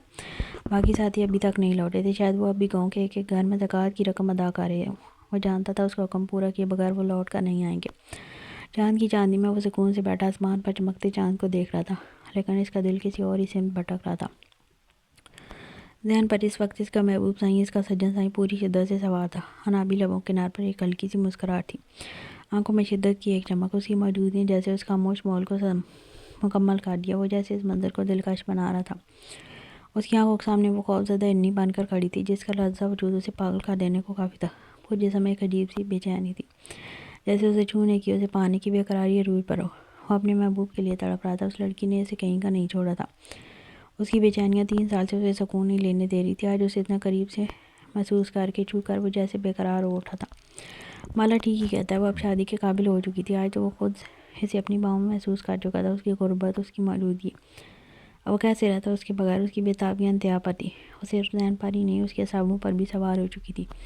3 سال جس خاموش چیز سے گزرے تھے، اب وہی خاموشی شور میں جانے لگی تھی، جیسے اندر اختیار ٹوٹنے لگا ہو۔ اسے اب اپنا محبوب سائیں اسے کسی قیمت پر بھی چاہیے تھا، اس کے بعد اس کی باہوں میں اس کا ہونا بے حد ضروری ہو چکا تھا، اتنا ضروری جتنا سانس لینا، جتنا دل کا دھڑکنا۔ اب وہ صرف اس کا ہو چکا تھا، مکمل بے خود اور بے حد۔ اسے چاہیے تھا اپنا محبوب، ہر قیمت پر چاہیے تھا۔ وہ سونا مکھڑا، وہ چہرہ، وہ آنکھیں، وہ معصومیت، اب وہ صرف اسے اپنی آنکھوں کے سامنے نہیں رکھنا چاہتا تھا، بلکہ اپنی باہوں میں بھر لینا چاہتا تھا، پورے حق سے، پورے استحقاق سے۔ اب اس کے بغیر رہنا ممکن نہیں تھا۔ اس چاندنی رات میں، جب چاند کی ٹھنڈی چاندنی ہر شے کو نرم لمس دے رہی تھی، اسے صرف ایک لمس کی کمی شدت سے محسوس ہو رہی تھی، اپنے سجن سائیں کے ساتھ۔ وہ اب یہاں اکیلا نہیں بیٹھنا چاہتا تھا، یہ تنہائی اب اسے کاٹنے لگی تھی، جیسے خنجر کی نوک ہر لمحے اسے چھو رہی ہو۔ وہ اپنی سوچوں میں گم، آنکھوں میں تڑپ لیے بیٹھا کہ بالا خاموشی سے آ کر اس کے قریب بیٹھ گیا۔ سردار سارا کام ختم کر دیا، وہ اس کے ساتھ ہی زمین پر بیٹھا تو ہاتھ میں ایک چھوٹا سا ڈونگا تھام رکھا تھا، جس کے ساتھ کچھ روٹیاں تھیں۔ جس گھر میں زکوٰۃ کی رقم دینے گیا تھا نا، اس عورت نے روک لیا، کہتی ہے کھانا کھایا؟ میں نے کہا ابھی نہیں کھایا، تو زبردستی کرنے لگی کہ کھانا کھا کر جانا۔ میں نے کہا جس نے تمہارے لیے یہ رقم بھیجی ہے وہ تو پہاڑوں پر بھوکا بیٹھا ہے، تو اس نے تمہارے لیے کھانا پیک کر کے دیا ہے، مونگ کی دال ہے۔ بالا نے آہستہ آواز میں اسے دیکھتے ہوئے کہا، جو خاموشی سن رہا تھا۔ میں اس کے سامنے نہیں آ رہا تھا، رقم رکھ کر پلٹنے لگا تھا کہ اچانک اس عورت نے دروازہ کھول دیا، کہنے لگی بڑے عرصے سے نظر رکھی ہوئی تھی تم پر۔ بالا شیطانی انداز میں مسکرایا، اس کی بات پر سردار کے لبوں پر بھی مدھم سی مسکراہٹ آ گئی۔ کہتی ہے ہر روز انتظار کرتی تھی تمہارا، کہ کبھی نہ کبھی تو آؤ گے، ننگے ہاتھ پکڑ لوں گی، پتہ چلے گا یہ رقم کون رکھتا ہے۔ میں نے سختی سے منع کر دیا کہ کسی کو پتہ نہ چلے۔ کہنے لگی اعتبار کر لو، میں کسی کو تمہارے بارے میں کچھ نہیں بتاؤں گی۔ بالا نے ایک روٹی اس کے ہاتھ میں تھمائی تو سردار نے پرسکون انداز میں نوالا توڑ کر سالن میں ڈبویا، جیسے اس نوالے میں اس کی ماں کے ہاتھ کے کھانے کی خوشبو چھپی ہو، کھانے کا ذائقہ جیسے منہ میں گھل گیا تھا۔ کہنے وہ صرف مونگ کی دال تھی، لیکن ذائقہ ایسا جیسے کسی شاہی باورچی نے بہت اہتمام سے پکائی ہو۔ نہ مسالے زیادہ تھے، نہ کوئی خاص چیز، لیکن پھر بھی آنے والے میں ایک انوکھا سکون، ایک خاص مٹھاس چھپی ہوئی تھی، جیسے کوئی ماں اپنی ممتا سمیٹ کر پکاری ہو، جیسے کسی بیوہ کے ہاتھوں سے نکلتا ہوا آنے والا دعاؤں میں بھیگا ہو۔ اس عورت کا گھر ان کی فہرست میں ہمیشہ سب سے اوپر ہوتا تھا۔ جب بھی کوئی ڈکیتی ہوتی، جب بھی مال غنیمت تقسیم ہوتا، اس کے لیے مخصوص رقم الگ رکھی جاتی۔ وجہ سیدھی سی تھی، اس کا کوئی کمانے والا نہیں تھا۔ ایک بوڑھی عورت، مگر دل سے خالی نہیں۔ اس کا شوہر 8 سال پہلے فوت ہو چکا تھا، لاچار بے سہارا تھی وہ، لیکن قسمت نے اس کے ماتھے پر وقت سے پہلے جوئیاں لکھ دی تھی۔ بے اولاد تھی، اللہ نے اس کی جھولی میں کوئی بچہ نہیں رکھا تھا، تبھی اس کی زندگی ایک سناٹے میں ڈل گئی تھی، اور شاید اسی لیے اس کے ہاتھوں سے نکلی ہوئی مونگ کی دال بھی دل کے زخموں پر مرہم بن کر اتر رہی تھی۔ سردار نے والا تھوڑا سا سالن میں ڈبوتا اور آنے والے کے ساتھ خاموش دعائیں اس عورت کے نام کہہ رہا تھا۔ دل ہی دل میں یہ سوچ بھی تھی کہ جن کے پاس کچھ نہیں ہوتا وہی سب کچھ بانٹنے کی طاقت رکھتے ہیں۔ اللہ پاک اماں کو زندگی دے، کیا کھانا بنایا ہے لذیذ۔ بالا نے دل سے تعریف کی اور ساتھ ہی ایک نوالا توڑ کر مزے سے منہ میں ڈالا۔ سردار بھی خاموشی سے کھانے میں مصروف تھا، چہرے پر تھکن تھی، لیکن دل میں کچھ نرم سا، کچھ چھپتا ہوا سا احساس۔ اگلی بار اماں کا شکریہ ضرور ادا کرنا، اس نے نرمی سے کہا، پھر ایک لمحے کو رک کر بولا، میری امی بھی ایسی ہی کھانا بناتی تھیں۔ پرسوں بعد اس نے اپنی ماں کا ذکر کیا تھا۔ بالا نے چون کر اس کی طرف دیکھا، پھر ہولے سے مسکرا دیا۔ عورت کے ہاتھ میں بڑا ذائقہ ہوتا ہے سردار، پھر شرارتی انداز میں ہنستے بولا، اب تو بھابھی کو لے آؤ نا۔ ایک پل کو خاموشی چھا گئی، پھر سردار نے آنکھیں میچ لیں، جیسے کسی تصور کی کو آنکھوں میں بھر ہو۔ بالا نے شرارت سے اسے دیکھا، ڈرپوک سائی ہے، میرا کام تو زیادہ ہے، بات کم کرتا ہے۔ سردار نے گہری سانس لی، لبوں پر ہلکی سی مسکراہٹ آئی، لیکن آنکھوں میں اضطراب چھپا نہ تھا۔ کوئی بات نہیں، یہاں رہے گی تو خود ہی ڈر ختم ہو جائے گا، بالا نے نرمی سے کہا، تو سردار نے بھی ہاں میں سر ہلا دیا۔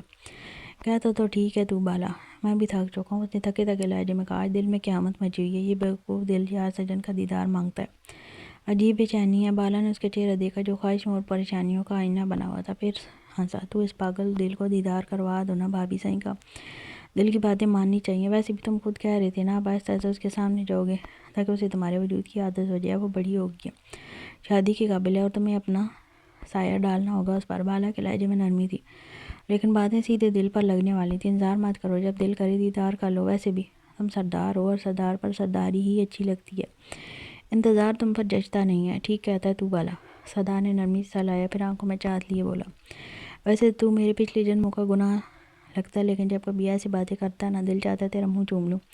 وہ پانی کا گلاس لبوں سے لگا ہی رہا تھا، جب سنجیدگی سے بولا تو بالا نے فوراً گھبرا کر اس کی دیکھا۔ اللہ کا واسطہ ہے تجھے سردار، بالا نے دونوں ہاتھ اٹھا دیے، تو شادی کر اور تو بس بھابھی کا منہ چوم، مجھے ایسے کوئی شوق نہیں، میں تو اپنی بیوی سے ہی اپنا منہ چوموانا پسند کروں گا۔ وہ بانگیاں مارنے لگا تو سردار ہنس پڑا، لعنتیا، بکواس ہی کرنا تجھے آتی ہے، تعریف کے قابل تو کبھی تھا ہی نہیں۔ سردار نے پاس پڑا پتھر بے لحاظی سے مارا، جو اس نے کیچ کر کے پیچھے پھینکا، پھر کہہ مار کر ہنس دیا، تعریف کے قابل نہ صحیح، لیکن تجھے برداشت صرف میں ہی کر سکتا ہوں۔ وہ آنکھ تو باتیں بولا تو سردار نے گلاس نیچے رکھا اور دونوں خاموشی سے ہنستے رہے۔ اس ہنسی میں تھکن بھی تھی، تڑپ بھی، اور ایک دوسرے کے کندھے کا سہارا بھی۔ ملاقات کا انتظام کروں، شیر دل کو بلاؤں؟ بالا نے شوقی سے آنکھ دباتے ہوئے پوچھا، میری طرح شیر دل بھی بھابھی کے پاس جانے کی بڑی جلدی ہے؟ وہ جلد بازی میں ہلکا سا ہنسا، بس بھابھی کو اب یہاں لے آ جانے جگر، تیرے انتظار کی گھڑیاں ختم ہونی چاہیے۔ سردار نے گہری سانس بھری، لیکن نگاہ میں سنجیدگی اتر آئی۔ نہیں، آج جو کارروائی کر کے آئے ہیں نا وہ تازہ ہے، پورا گاؤں ابھی میرے خوف سے سہم ہوا۔ وہ دلکشی سے بولا تو بالا نے فوراً ہنسی روکی، لہجہ سنجیدہ تھا، سچ ہے سردار، تمہارا خوف ابھی دلوں پر قائم ہے، لوگ تمہارے نام سے ابھی کانپ جاتے ہیں، اس لیے کہتا ہوں وقت آنے دو۔ سردار نے نرمی سے کہا، محبت کو بھی شان کے ساتھ لے کر آنا ہے، کوئی چھپ چھپا کر نہیں، اور جہاں تک ملاقات کی بات ہے تو اب صبر نہیں، کل کریں گے ملاقات۔ اس کی دلکش مسکراہٹ پر بالا نے تار لا دیا، وہ جانتا تھا اب صبر جواب دے رہا ہے۔ اب یہ شیر جب اپنی محبت کے سامنے آئے گا تو پورا پہاڑ بھی جھک جائے گا۔ اور بھابھی سے ملاقات کے لیے جو تمہارا دل مچل رہا ہے اس کا کیا؟ بالا نے شرارت سے پوچھا۔ سردار کے لبوں پر ہلکی سی مسکراہٹ اڑی، آج تھپک کر سلاؤں گا اسے، کل اپنے سونے مکڑے سے ملاقات کروں گا۔ وہ سوچتے ہوئے کھڑا ہو گیا، ویسے ایک بات ہے جو دل میں الجھ گئی ہے، تھوڑا سا ڈاؤٹ ہے مجھے۔ سردار نے بات کی، پر بالا نے آئی برو اچکا کر اس کی طرف دیکھا۔ کیا ڈاؤٹ سردار؟ مجھے ڈر ہے کہیں میرا صحیح سجن گونگا تو نہیں ہے۔ وہ کیوں؟ بالا نے آنکھیں نچاتے ہوئے کہا، اتنی ملاقاتیں ہو چکی پر منہ سے ایک لفظ بھی نہیں نکالا اس نے۔ سردار نے سنجیدگی سے کہا، وہ ڈرتی ہے، تمہیں پتہ ہے، پورا گاؤں تمہارے نام سے کانپتا ہے۔ بالا کے پاس حل تھا، پر وہ کیوں ڈرتی ہے مجھ سے؟ میں تو اس کے سامنے کبھی اونچی آواز میں بات تک نہیں کی، کبھی سخت نظروں سے نہیں دیکھا، اس کے سامنے تو خود بخود لہجہ نرم پڑ جاتا ہے، تو پھر اس کا ڈرنا بنتا تو نہیں نا؟ بھول جائے تو؟ بالا نے ہلکا سا کہہ کر لگاتے اس کے کندھے پر ہاتھ رکھا، ختم ہو جائے گا جب وہ تمہارے پاس آئے گی تو ہر ڈر آج جو ختم ہو جائے گی. چلو میں نیچے چلا, جشن ہو رہا ہے. بالا نیچے دیکھتے ہوئے پہاڑ سے نیچے اترنے لگا, جبکہ سردار وہیں خاموشی سے بیٹھا رہ گیا. ابھی اس کے دل کو قرار نہیں آیا تھا. آنکھوں کے سامنے ایک ہی چہرہ گھوم رہا تھا, معصوم ہرنی جیسی آنکھیں جو نہ اسے آنکھیں بند کرنے سے دے رہی تھی نہ سکون کا سانس لینے دے رہی تھی. یہ وہی سردار تھا جس کے سامنے پورا علاقہ کانپتا تھا, مگر ایک لڑکی کے سامنے وہ بے بس تھا. ایسی بے بسی جو سرداری نے دل سے جڑی تھی, ایسی محبت جس کے لیے سردار کچھ بھی کر سکتا تھا.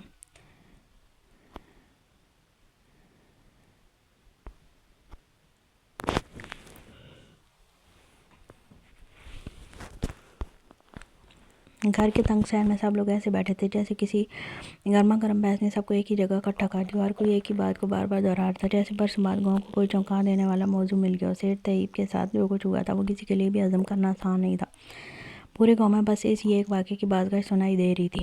ہر کوئی اس کی عبرتناک انجام کو اپنی آنکھوں سے دیکھ کر آیا تھا, اور اب زبان پر وہی تاثر لیے بیٹھا تھا. طائی امی کی آنکھوں میں حیرت کی جھلک نمایاں تھی, اور اس حیرت کے ساتھ ساتھ خوف کی ایک ہلکی سی پرچھائیاں بھی دکھائی دے رہی تھی, مگر ان کی زبان جیسے رکنے کا نام لے رہی تھی. وہ چاچی اس دھیمی آواز میں گفتگو کر رہی تھی. صبح سویرے جب لوگ کام پر جانے کے لیے نکلے تب سب نے دیکھا کہ سیٹھ کو اس کی کوٹھی کے باہر الٹا لٹکا دیا گیا تھا. طائی امی نے سرگوشی جیسی آواز میں کہا, زبان تو کٹی ہوئی تھی مگر چہرے کو دیکھ ابھی کوئی پہچان نہ سکا. پورا چہرہ جلا ہوا تھا, لگتا ہے کسی نے تیزاب پھینکا. چاچی نے بے یقینی سے سر ہلاتے ہوئے کہا, یہ سب کچھ کیسے ہو گیا؟ سیٹھ تو بہت سیدھا اور شریف انسان تھا, کبھی کسی سے اونچی آواز میں بات تک نہیں کی. وہ واقعی نیک دل انسان تھا.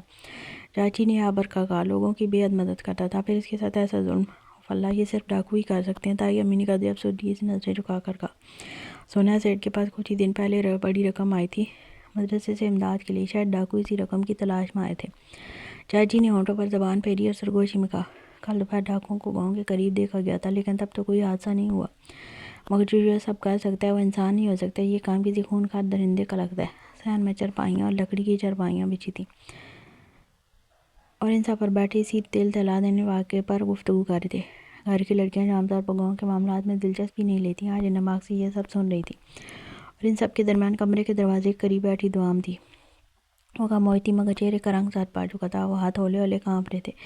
جانے کے باوجود وہ طائی امی اور چاچی سے نظریں نہیں ہٹا پا رہی تھی. اس کے دل و دماغ میں ایک ہی بات گونج رہی تھی, وہ آنکھیں, وہی آنکھیں جو کل اسے محبت بھری نظروں سے دیکھ رہی تھی. کیا یہ وہی تھا؟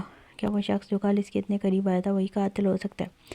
کہ اتنی شیرین زبان رکھنے والا انسان درندہ بھی ہو سکتا ہے؟ اس کا دل مسلسل ان سوالوں کے جواب تلاش کر رہا تھا, مگر دماغ کسی نتیجے تک پہنچنے سے انکار کر رہا تھا. استغفر اللہ, استغفر اللہ. طائی ابو کے لبوں پر بس یہی کلمات جاری تھے.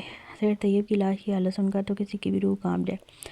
اب گاؤں میں کوئی محفوظ رہ گیا تھا؟ یہ ڈاکو پہلے گولی چلاتے ہیں, بعد میں سنتے ہیں. طائی ابا جو بھی گھر میں داخل ہوئے تھے, ان کے چہرے پر سنجیدگی کی چھاپ تھی. انہوں نے دروازے سے اندر قدم رکھتے ہی کہا, اب اس گاؤں میں کوئی بھی محفوظ نہیں. ان کی آواز سنتے ہی دوام فوراً اٹھ کر ان کے لیے پانی لینے چلی گئی. وہی سیٹھ طیب 5 وقت کا نمازی, حج کر کے آیا ہوا, ہاتھ میں تسبیح تھامے ہر وقت اللہ کے ذکر میں مصروف رہنے والا انسان, اور اس کے ساتھ ایسا ظلم. طائی ابا نے دوام کے ہاتھ سے پانی گلاس لیتے ہوئے گہری سانس بھر کر کہا, اللہ پاک سیٹھ طیب کو جنت الفردوس میں اعلیٰ مقام عطا کرے. بہت نیک دل انسان تھا. صرف مدرسے کی زکوٰۃ کی رقم اس کے پاس آئی تھی, اور ظالموں نے اسے عبرت بنا دیا. یہ سب سن کر دوام کا دل زور زور سے دھڑکنے لگا. وہ جتنا اس خیال سے بھاگنا چاہتی تھی, اتنا ہی اس کے دل میں وہ چہرہ ابھر کر سامنے آتا. کیا واقعی یہ سب کرنے والا وہی شخص تھا جو کل اس کے سامنے آیا, جو گھوڑے سے اترا, جس کی کمر میں بازو ڈال کر اسے گھوڑے پر بٹھا گیا؟ اس کی سانسیں رکنے لگتی تھی جب وہ اس لمحے کو یاد کرتی. دل کانپنے لگتا. یا اللہ, اگر وہی ہے تو مجھے اس کی شر سے بچا لیجیے. وہ شدت سے خوفزدہ تھی. اس نے ابھی تک کسی کو بھی یہ واقعہ نہیں سنایا تھا. رعب نے سچ کہا تھا, اگر اس نے زبان کھولی تو الزام اسی پر آئے گا, سوال اسی کے کردار پر اٹھیں گے, اور وہ مزید تماشا نہیں بن سکتی تھی. اس علاقے میں ڈاکوؤں کی باتیں وہ برسوں سنتی آئی تھی. ہوش سنبھالنے کے بعد سے اس کے کانوں میں یہی بات پڑی تھی کہ ان کے علاقے میں قانون نہیں, ڈاکوؤں کی حکمرانی ہے. پولیس بھی ان کا کچھ نہیں بگاڑ سکتی. اس کے بچپن سے ہی جب ڈاکو گاؤں سے گزرتے, فضا میں ایک دہشت بھر جاتی. لوگ دروازے بند کر لیتے, بچے سہم جاتے, عورتیں قرآن کی تلاوت شروع کر دیتی. اور پھر 3 سال پہلے کا وہ واقعہ بھی تھا جس کے بعد دوام کی زندگی بدل گئی. 3 بار رشتے آئے اور تینوں بار اس کی شادی عین وقت پر ختم ہو گئی. اس نے کبھی پلٹ کر اس واقعے کے کسی چہرے کو یاد نہیں کیا, مگر کل وہ شخص اس کے اتنے قریب آ گیا کہ اس کا وجود لرز گیا. اس کی کمر پر وہ بازو کا سہارا آج بھی اس کی ہڈیوں میں سنسنی دوڑا رہا تھا. جلدی آ چلا دوام, تیرے چاچا بھی آ گئے ہیں, روٹیاں ڈال. چاچی کی آواز باہر سے آئی تو وہ چون کر ہوش کی دنیا میں واپس آئی. فوراً اپنا خیال جھٹکتے اس نے آٹے میں پانی ڈال کر گوننا شروع کر دیا تھا. ہاں جی بی بی جی، پولیس والے انصاف لہجے میں سوال داغا۔ کل آپ کو سیٹھ طیب کی کوٹھی پر بلایا گیا تھا زکوٰۃ کی رقم لینے کے لیے۔ درست آپ لوگ رات کے وقت گئے تھے کیونکہ سیٹھ کو اس کام میں مصروف تھے اور دن میں آپ کو بلانے کا وقت نہ ملا۔ تو وہاں کیا دیکھا آپ نے؟ کیا ماحول تھا وہاں پر؟ عورت نے کپڑے کے پلو کو انگلیوں میں لپیٹتے ہوئے نظریں جھکا لی۔ صاحب جی، عام سا سوال تھا۔ سیٹھ صاحب نے ہمیں بلایا، زکوٰۃ کی رقم دی اور کہا اب آپ لوگ واپس چلے جائیں۔ بڑے نیک انسان تھے۔ آئے، بڑا ظلم ہوا جی، بڑا ظلم ہوا۔ پولیس والے کی آنکھوں میں شکوک کی پرچھائیاں ابھریں۔ تو مطلب آپ لوگوں کو نہیں معلوم وہاں کیا کارروائی ہوئی؟ جب ڈاکو اندر گھسے تو کوئی عورت وہاں موجود نہیں تھی۔ ہمیں اطلاع ملی ہے کہ ڈاکو جب اندر پہنچے تو کافی عورتیں وہاں پر موجود تھیں۔ عورت نے جلدی سے نفی میں سر ہلایا۔ نہیں صاحب جی، ہم تو نکل آئے تھے۔ سیٹھ صاحب نے خود کہا تھا کہ رقم ادا ہو چکی ہے، اب آپ لوگ جائیں۔ ہائے، ہم کیا جانتے تھے ایسا کچھ ہو جائے گا۔ اگر ذرا پتہ ہوتا کہ ڈاکو آ کر انہیں جان سے مار ڈالیں گے تو ہم وہاں سے ہرگز نہ جاتی۔ بہت ظلم ہوا جی، بہت ظلم۔ وہ کہہ تو رہی تھی بہت ظلم ہوا، مگر اس کی آواز میں دکھ کی شدت وہ نہیں تھی جو واقعی کسی صدمے میں ڈوبی ہو۔ باتوں میں دکھ ضرور تھا مگر لہجے میں بس لفظ زیادہ تھا اور کہیں نہ کہیں جھوٹ کی رمق۔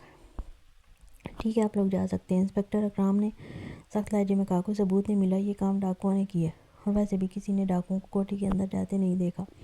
وہ عورتیں جو وہاں موجود تھیں وہ بھی یہی گواہی دے رہی تھیں۔ لگتا ہے وہ ڈاکوؤں سے اتنی خوفزدہ ہو گئی ہیں کہ اب بولنے سے کتراتے ہیں، اور پھر بغیر ثبوت کے ہم پہاڑی پتھروں پر تو جا نہیں سکتے۔ انسپکٹر اکرام نے فائل بند کرتے ہوئے کہا، یہ فائل آج کے دن کی نہیں بلکہ ہمیشہ کے لیے بند ہو گئی ہے۔ کوئی ٹھوس ثبوت نہیں ملا یہ کام واقعی ڈاکوؤں نے کیا ہو۔ یہ کیس پچھلے 3 سال سے اس علاقے میں زیر التوا تھا۔ ہر روز یہاں کوئی نہ کوئی بڑی کارروائی ہوتی رہتی تھی۔ یہاں کے علاقوں میں کبھی ڈاکوؤں کی ڈکیتی کی وارداتیں ہوتی تھیں، کبھی کسی کو جان سے مار دیا جاتا تھا، لیکن آج تک نہ کسی نے ان کے خلاف گواہی دی، نہ کسی نے انہیں دیکھا تھا۔ انسپکٹر اکرام نے اپنے ہاتھوں سے کئی کیسز بند کیے اور یہ کیس بھی انہی میں شامل تھا جو یہیں پر ختم ہو رہا تھا۔ سرکار یہ دیکھو، میں نے تمہارے کپڑے کیسے دھو کر استری کی ہیں۔ بالاکار کے اندر قدم رکھتے ہی ہاتھ میں کپڑے اٹھا کر دکھانے لگا جو آج خاصے لشکارے مارے تھے۔ پہلے دھویا، پھر چمکایا اور پھر استری ایسی کی کہ جب تک تم اپنے ہاتھوں سے نچوڑو گے نہیں تب تک استری خراب نہیں ہوگی۔ بالا نے جوش سے کہا، اتنی محنت کیوں کی؟ آج تک تم نے کبھی اتنی محنت نہیں کی۔ وہ سچ میں اس کام سے متاثر تھا۔ آج تمہاری بھابھی سے ملاقات ہے نا، اگر تم لشکارے مار کر جاؤ گے تو بھابھی تم سے ضرور متاثر ہوگی۔ وہ جوش سے آگے بڑھ کر بولا، اور جب اسے معلوم ہوگا کہ تمہاری یہ سب میری محنت ہے تو وہ مجھ سے بھی امپریس ہو جائے گی۔ میں چاہتا ہوں کہ بھابھی کے آنے سے پہلے ہی میری اور ان کی اچھی خاصی دوستی ہو جائے، پھر میرے پاس کوئی تو ہوگا نا حفاظت کے لیے، کوئی تو ہوگا جسے میں خود پر ہوئے ظلموں کی داستان سنا سکوں، کوئی تو ہوگا جو مجھ پر ترس کھائے گا۔ وہ شروع ہو چکا تھا جبکہ اس کی باتوں سے لطف اندوز ہوتے ہوئے سردار نے ہنستے ہوئے ہاتھ اٹھایا، بس بریک لگا دے، میرا سونا مکڑا میرے لیے یہاں آئے گا تجھے گود لینے نہیں۔ اور یہ کپڑے رکھ ادھر پیچھے۔ وہ کپڑے تھام کر پیچھے رکھنے لگا۔ آج کا سارا کام نپٹا کے رات کو تیری بھابھی سے ملاقات کرنے جاؤں گا۔ ویسے بھی میٹھے سجن سے ملاقاتیں رات کے اندھیرے میں کی جاتی ہیں۔ اس کے لہجے میں شوخی بھی تھی، سنجیدگی بھی، جیسے دل میں اب سجن سائی کی جھلک بسا بیٹھا ہو۔ رات کے اندھیرے میں ملاقات کرو گے تو بھابھی کو میری قابلیت کیسے نظر آئے گی؟ بالا پریشانی سے بولا، اسے یہ چمکتے دمکتے لشکارے مارتے کپڑے کیسے نظر آئیں گے؟ اسے کیسے پتہ چلے گا کہ میں نے تمہاری تیاری پر کتنی محنت کی ہے؟ وہ پریشانی سے بولا تو سردار نے اسے ایسی نظروں سے گھورا جیسے اگلے لمحے اس کا گلا دبوچ لے گا۔ بالا، تو دوست نہیں دشمن، سچ میں میرے پچھلے جنموں کے گناہوں کی سزا ہے۔ ڈنگر انسان، وہ دانت پیستے ہوئے کرایا۔ بغیرت انسان، تجھے کس نے کہا کہ اسے تیری قابلیت دکھانے جا رہا ہوں؟ میں اسے اپنے دھڑکنوں کی بے چینیاں سنانے جاؤں گا، اسے بتانے جاؤں گا کہ میرے ساتھ کتنا ہونا کتنا ضروری ہے۔ اچھا، مطلب تمہاری ملاقات سے میرا کوئی فائدہ نہیں؟ وہ منہ بنا کر بولا تو اب کی دفعہ سردار کی گھوری مزید تیز تھی۔ اس نے فوراً کان کو ہاتھ لگایا، او نہیں سردار، میری مراد وہ نہیں تھی، میرا مطلب صرف یہ تھا کہ بس کر، ایک لفظ اور بولا تو تیرے یہ چمکتے کپڑے تیرے منہ پر لپیٹ دوں گا۔ سردار کی غصے سے بھری آواز گونجی تو بالا سہم کر پیچھے ہو لیا، مگر تیرے لب بڑبڑانا نہ چھوڑا، سزا بھی میں بھگتوں، محنت بھی میں کروں اور چمک بھی وہی سمیٹے۔ واہ ارے زندگی واہ! وہ بڑبڑاتا ہوا بستر پر احتیاط سے استری کیے گئے کپڑے پھیلانے لگا، کہیں یہ چمکتے دمکتے لباس اپنی رونق کھو نہ بیٹھے۔ جو بھی تھا، بالا کو اپنی محنت بہت عزیز تھی، کہیں اس کی ساری محنت شائگاں نہ چلی جائے۔ بھابھی تو امپریس ہو ہی جائے گی۔ وہ سرگوشی میں بولا، ابھی نہ صحیح، بعد میں، جب یہاں آ جائے گی تب صحیح، ہونے والا شوہر نہ صحیح، ہونے والے دیور سے ہی تو ضرور، اب تو اتنا اچھا ہے۔ بالا، اللہ کا بندہ ہے، اللہ کا بندہ، بھابھی کو تو میں چٹکیوں میں امپریس کر لوں گا۔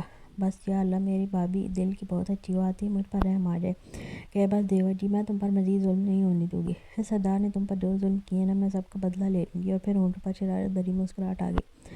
سردار، تو آج ہی کہنا، بھابھی جب یوں کہے گی تو وہ اپنے محبوب سائیں کو کیا کہے گا؟ ہائے واہ، کیا سین ہوگا! دونوں دیور بھابھی سے اب خوب نچائیں گے۔ بالا نے کپڑوں پر آخری ہاتھ پھیرتے ہوئے خوابوں میں رنگ بھرنا شروع کر دیا۔ ایک دیور کی انوکھی امیدیں اور ایک عاشق سردار کی بے خبری۔ آنے والے وقت میں کیا بننے والی تھی یہ تو وقت جانتا تھا، یہ وقت اور جہاں کا مالک۔ وہ سب کے لیے بستر لگا چکی تھی، صحن میں حسب معمول چارپائیاں بچھا دی گئی تھیں۔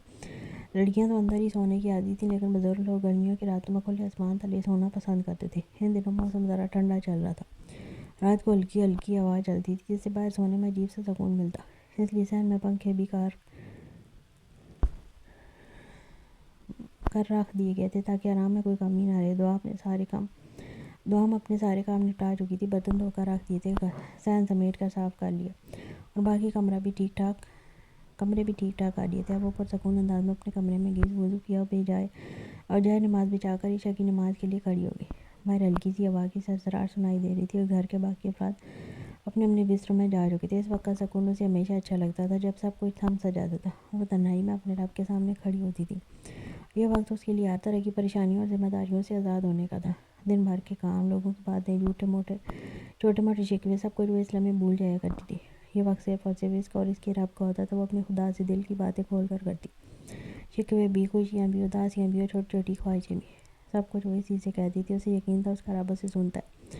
وہ اس کا ہے، صرف اس کا، چاہے وہ نم آنکھوں سے کوئی گلہ کرتی یا لبوں پر مسکراہٹ سب کو خوش باندھتی۔ اس کے اور اللہ کے درمیان کسی اور کا کوئی دخل نہ تھا۔ اس کی عشاء کی نماز ہمیشہ لمبی ہو جاتی تھی اور وہ گھنٹوں سجدوں میں، دعا میں اور دل کی باتوں میں گم رہتی تھی۔ آج بھی وہ اسی کیفیت میں تھی، مکمل سکون اور انما کے ساتھ دعا کے لیے ہاتھ اٹھائے بیٹھی تھی۔ باہر مکمل خاموشی چھا چکی تھی، شاید سب بھی نیند کی آغوش میں جا چکے تھے، لیکن اس کی باتیں اب بھی جاری تھیں۔ تبھی یکایک اسے اپنے کمرے میں کسی اور کی آہٹ محسوس ہوئی۔ وہ چونکی نہیں، لیکن دل کی دھڑکنیں ایک لمحے کو ضرور رکی تھیں۔ اسے یہی گمان ہوا شاید گھر کا ہی کوئی فرد کمرے میں آیا ہوگا اور اسے عبادت میں مشغول دیکھ کے بنا کچھ کہے واپس پلٹ جائے گا۔ اس کے گھر والے ہمیشہ اس کی عبادت کا احترام کرتے تھے اور نماز کے وقت کسی کو بھی اس کے قریب آنے کی اجازت نہ تھی۔ یہی سوچ کر وہ بالکل مطمئن انداز میں روز کی طرح پوری توجہ کے ساتھ اپنے رب کے حضور جھکی ہوئی تھی، بنا اس خیال کے کہ کوئی غیر معمولی بات بھی ہو سکتی ہے۔ لیکن اچانک اس کی سماعت میں بھاری بوٹوں کی آواز گونجی، قدموں کی چاپ جیسے بالکل قریب آ کر رک گئی ہو۔ اس کے دل میں ایک لمحے کو ہلکی سی ہلچل ہوئی۔ یہ آواز عام گھریلو سلیپرز کی نہیں تھی۔ گھر کے کسی مرد کو تو سوال ہی پیدا نہیں ہوتا تھا، کیونکہ رات کے وقت ہمیشہ سلیپرز استعمال کرتے تھے اور وہ سب اس وقت اپنے اپنے بستروں میں جا چکے تھے۔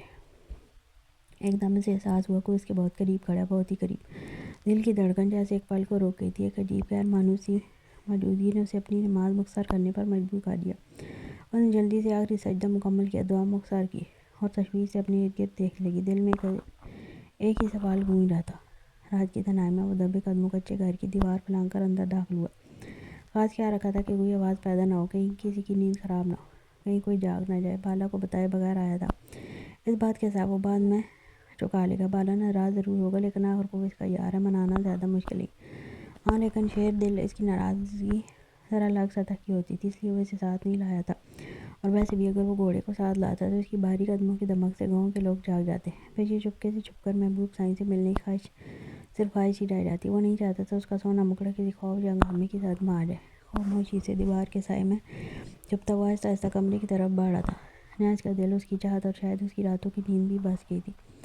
وہ دبے قدموں صحن میں داخل ہوا تھا، بہت احتیاط سے، جیسے چاندنی رات میں کوئی چور اپنے دل کا خزانہ لینے آیا۔ اس کی نظریں چارپائیوں پر پھسلتی پھرتی ہر طرف تلاش کر رہی تھی، مگر کہیں وہ سونا معصوم سا چہرہ نظر نہیں آ رہا تھا۔ اس ننھے سے وجود کا تو یوں بھی اندیشہ تھا کہ ذرا سی ہوا چلی اور وہ اس میں اڑ جائے۔ شکر ہے میرا سونا سجن اندر کمرے میں سوتا ہے، اگر ہوا اڑا کر لے جائے تو ویسے بھی ملاقات کا مزہ تو اندر ہی آئے گا۔ وہ ہلکی سی مسکراہٹ لبوں پر سجائے آہستہ آہستہ کمروں کی طرف بڑھا۔ گھر بہت بڑا نہیں تھا، سامنے کی طرف 4 کمرے تھے۔ پہلے کمرے کا دروازہ کھولا تو اندر 2 لڑکیاں بے فکری سے سو رہی تھیں۔ اس کا انداز خاصا بے ترتیب تھا۔ وہ فوراً دروازہ بند کر کے دوسرے کمرے کی طرف بڑھ گیا۔ دوسرا کمرہ کھولا تو ایک لڑکی فون کان سے لگائے کسی سے گہری بات میں مصروف تھی اور دوسری نیند کی وادیوں میں کھوئی ہوئی تھی۔ یہاں تو عاشقیاں چل رہی ہیں، لگتا ہے میری طرح کوئی اور بھی اپنے محبوب سائیں سے ملاقات کے لیے تڑپ رہا ہے۔ خیر مینوں کی، میں تے اپنے محبوب سجن دا دیدارن کر آیا ہاں۔ ہائے اللہ سائیں سب دیاں یاریاں رنگ لین تے سب نوں جائز رشتے وچ بندھاون۔ خیر مجھے کیا، میں تو اپنے محبوب سجن کا دیدار کرنے آیا ہوں۔ اللہ سب کی یاریوں کو رنگ لائے، سب کو جائز تعلق میں باندھے۔ اس نے دل میں سوچا اور ایک لمحے کو اداسی نے اس کی شوخی پر چھاپ ڈال دی۔ میرا سجن سائیں کہاں ہے؟ شرارت سے زیر لب مسکراتے ہوئے وہ اگلے کمرے کی طرف بڑھا، مگر دروازہ کھولتے ہی ایک لمحے کو رک گیا۔ کمرہ بالکل خالی تھا۔ سجن سائیں کیوں تڑپا رہی ہو، اب تو دیدار کروا دو نا، وہ دھیرے سے بڑبڑایا اور اگلے کمرے کا دروازہ کھولنے لگا۔ کمرے میں ہلکی سی روشنی تھی جیسے کسی مقدس رات کا گواہ ہو۔ اس کے لبوں پر خود بخود دلکش سرچاری سی مسکراہٹ ابھری۔ کالے لباس میں لپٹا اس کا دراز قد بھاری بوٹوں کی چاپ کے ساتھ جیسے خاموشی کی سرحدیں پار کر رہا ہو۔ قدم اندر رکھتے اس نے دروازہ آہستگی سے بند کیا۔ سامنے جائے نماز پر دنیا مافیا سے بے خبر، پر نور اور معصومیت میں ڈوبا ایک چہرہ مکمل توجہ سے عبادت میں مصروف تھا۔ وہ آہستہ آہستہ قدم بڑھاتا ہوا اس کے قریب آیا، جیسے ہر سانس میں احترام بسا، اور پھر نرمی سے خاموشی سے اس کے پاس زمین پر بیٹھ گیا۔ صرف سانسوں کی سرگوشی باقی تھی اور دل کی دھڑکن جو اب اس کے قریب محسوس ہو رہی تھی۔ اس کی نگاہیں اس نازک چہرے پر جیسے ٹھہر سی گئی تھیں۔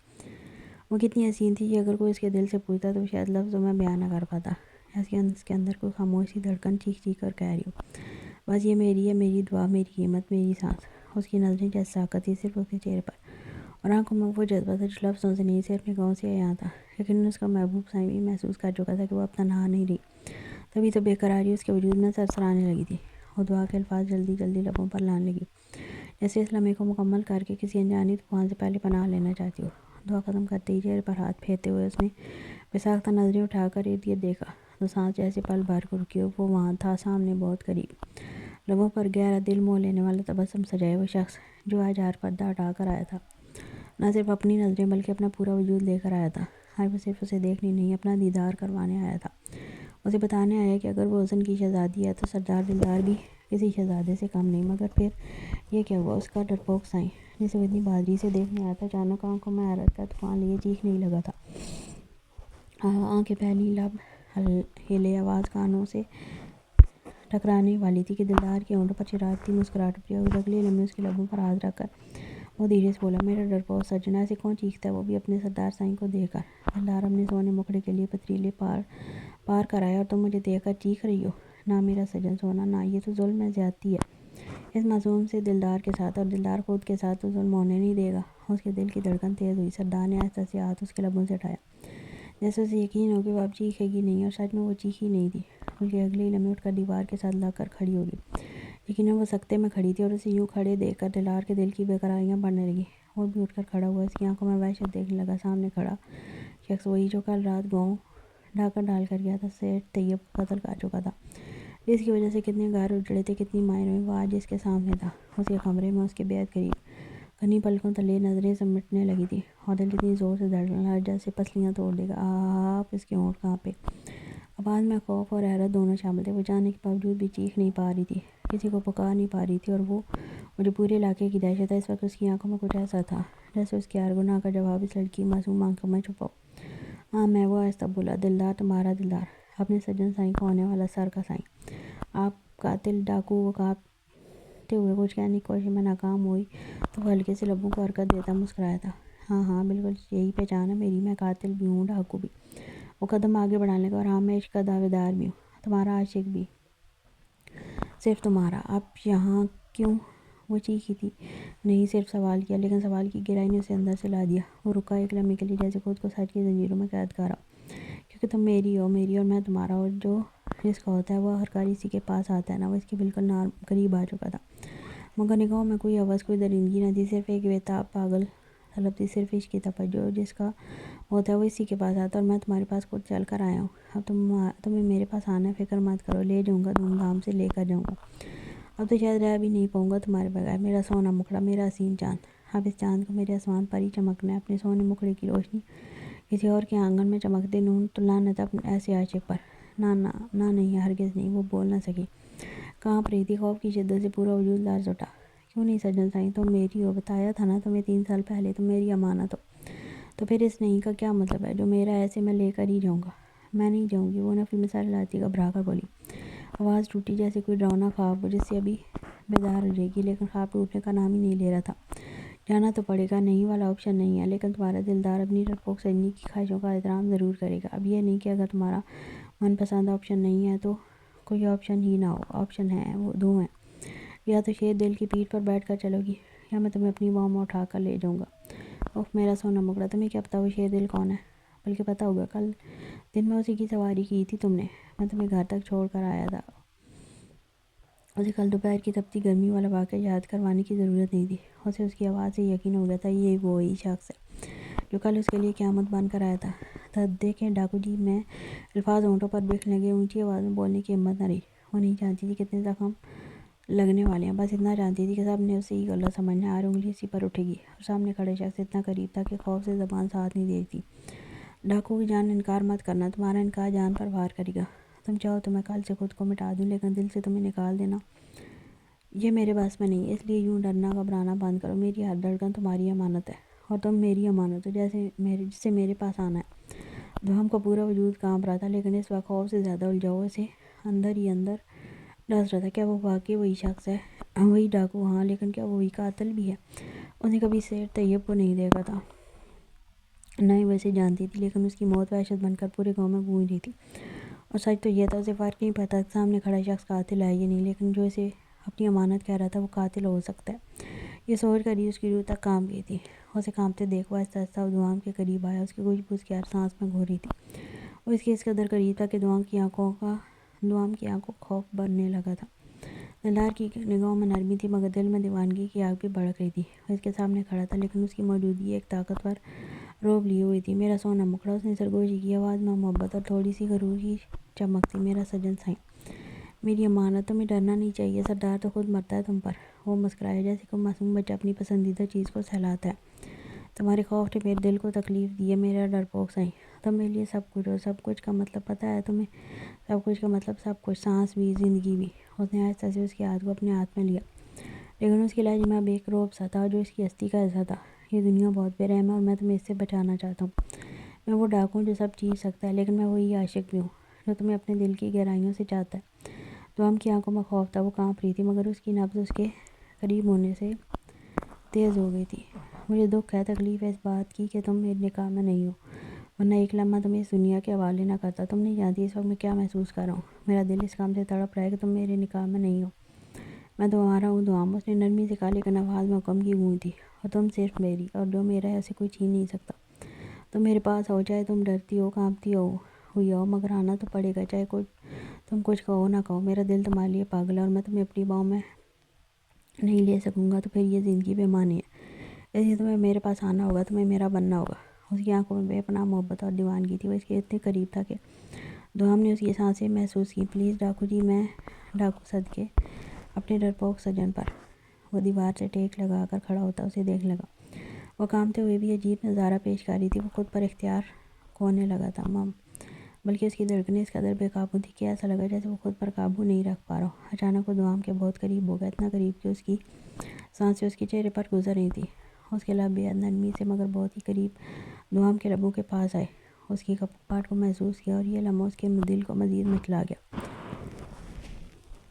اس کی مونچھوں کا ایک بال اس کے رخسار سے ٹکرایا، اور وہ ہل کر کانپنے پر مجبور ہو گیا۔ وہ اسے چھو نہیں رہا تھا، نہ ہی جان بوجھ کر لمس دے رہا تھا، بس اس کی موجودگی اور اس کی مہک دوام کو پوری طرح اپنی طرف کھینچ رہی تھی۔ دلدار نے آہستہ کہا، سجن سائیں، اب دلدار آئے گا اور تمہاری بارات آئے گی، اور تم میرے ساتھ چلو گی۔ اس کی آواز میں محبت کی نرمی تھی، مگر اس کے الفاظ میں ایک حکم کی سختی بھی چھپی تھی۔ اب یہ دلدار کو گوارا نہیں کہ تمہاری قربت کے لیے میرا دل اس قدر مچل رہا ہے کہ اگر تم جان جاؤ تو الفاظ ختم ہو گئے اس کی کیفیت بیان کرنے کے لیے۔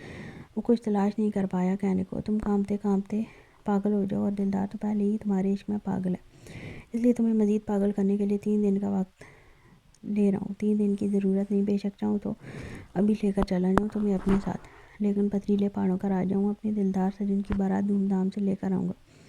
3 دن جی لو اپنی زندگی جیسے جینا چاہتے ہو۔ 3 دن کے بعد تم پر، تمہارے وجود پر صرف دلدار یلغار کی سانسوں کا قبضہ ہوگا۔ نہیں رہنا تم سے دور، بالکل نہیں رہنا۔ 3 دن بعد آؤں گا بارات لے کر، خود کو سجا لو میرے لیے، اب کوئی بہانہ نہیں۔ وہ کہتے ہوئے اچانک کمرے سے نکلا اور تیزی سے چارپائیوں کے بیچ سے گزرتا دروازہ کھول کر باہر نکلا۔ سب لوگوں کی آنکھ کھل گئی۔ تایا ابو نے فوراً چارپائی چھوڑتے ہوئے دروازے سے باہر جھانکا، اور پھر بھاگتے ہوئے واپس اندر داخل ہوئے تو دوام کو دیوار کے ساتھ بیٹھے بری طرح سے روتے ہوئے پایا۔ کون تھا وہ؟ تایا ابو کا غصے سے برا حال ہو رہا تھا، اور آواز میں وہی آتش جو برسوں کے اعتماد کو لمحوں میں خاک کر دے۔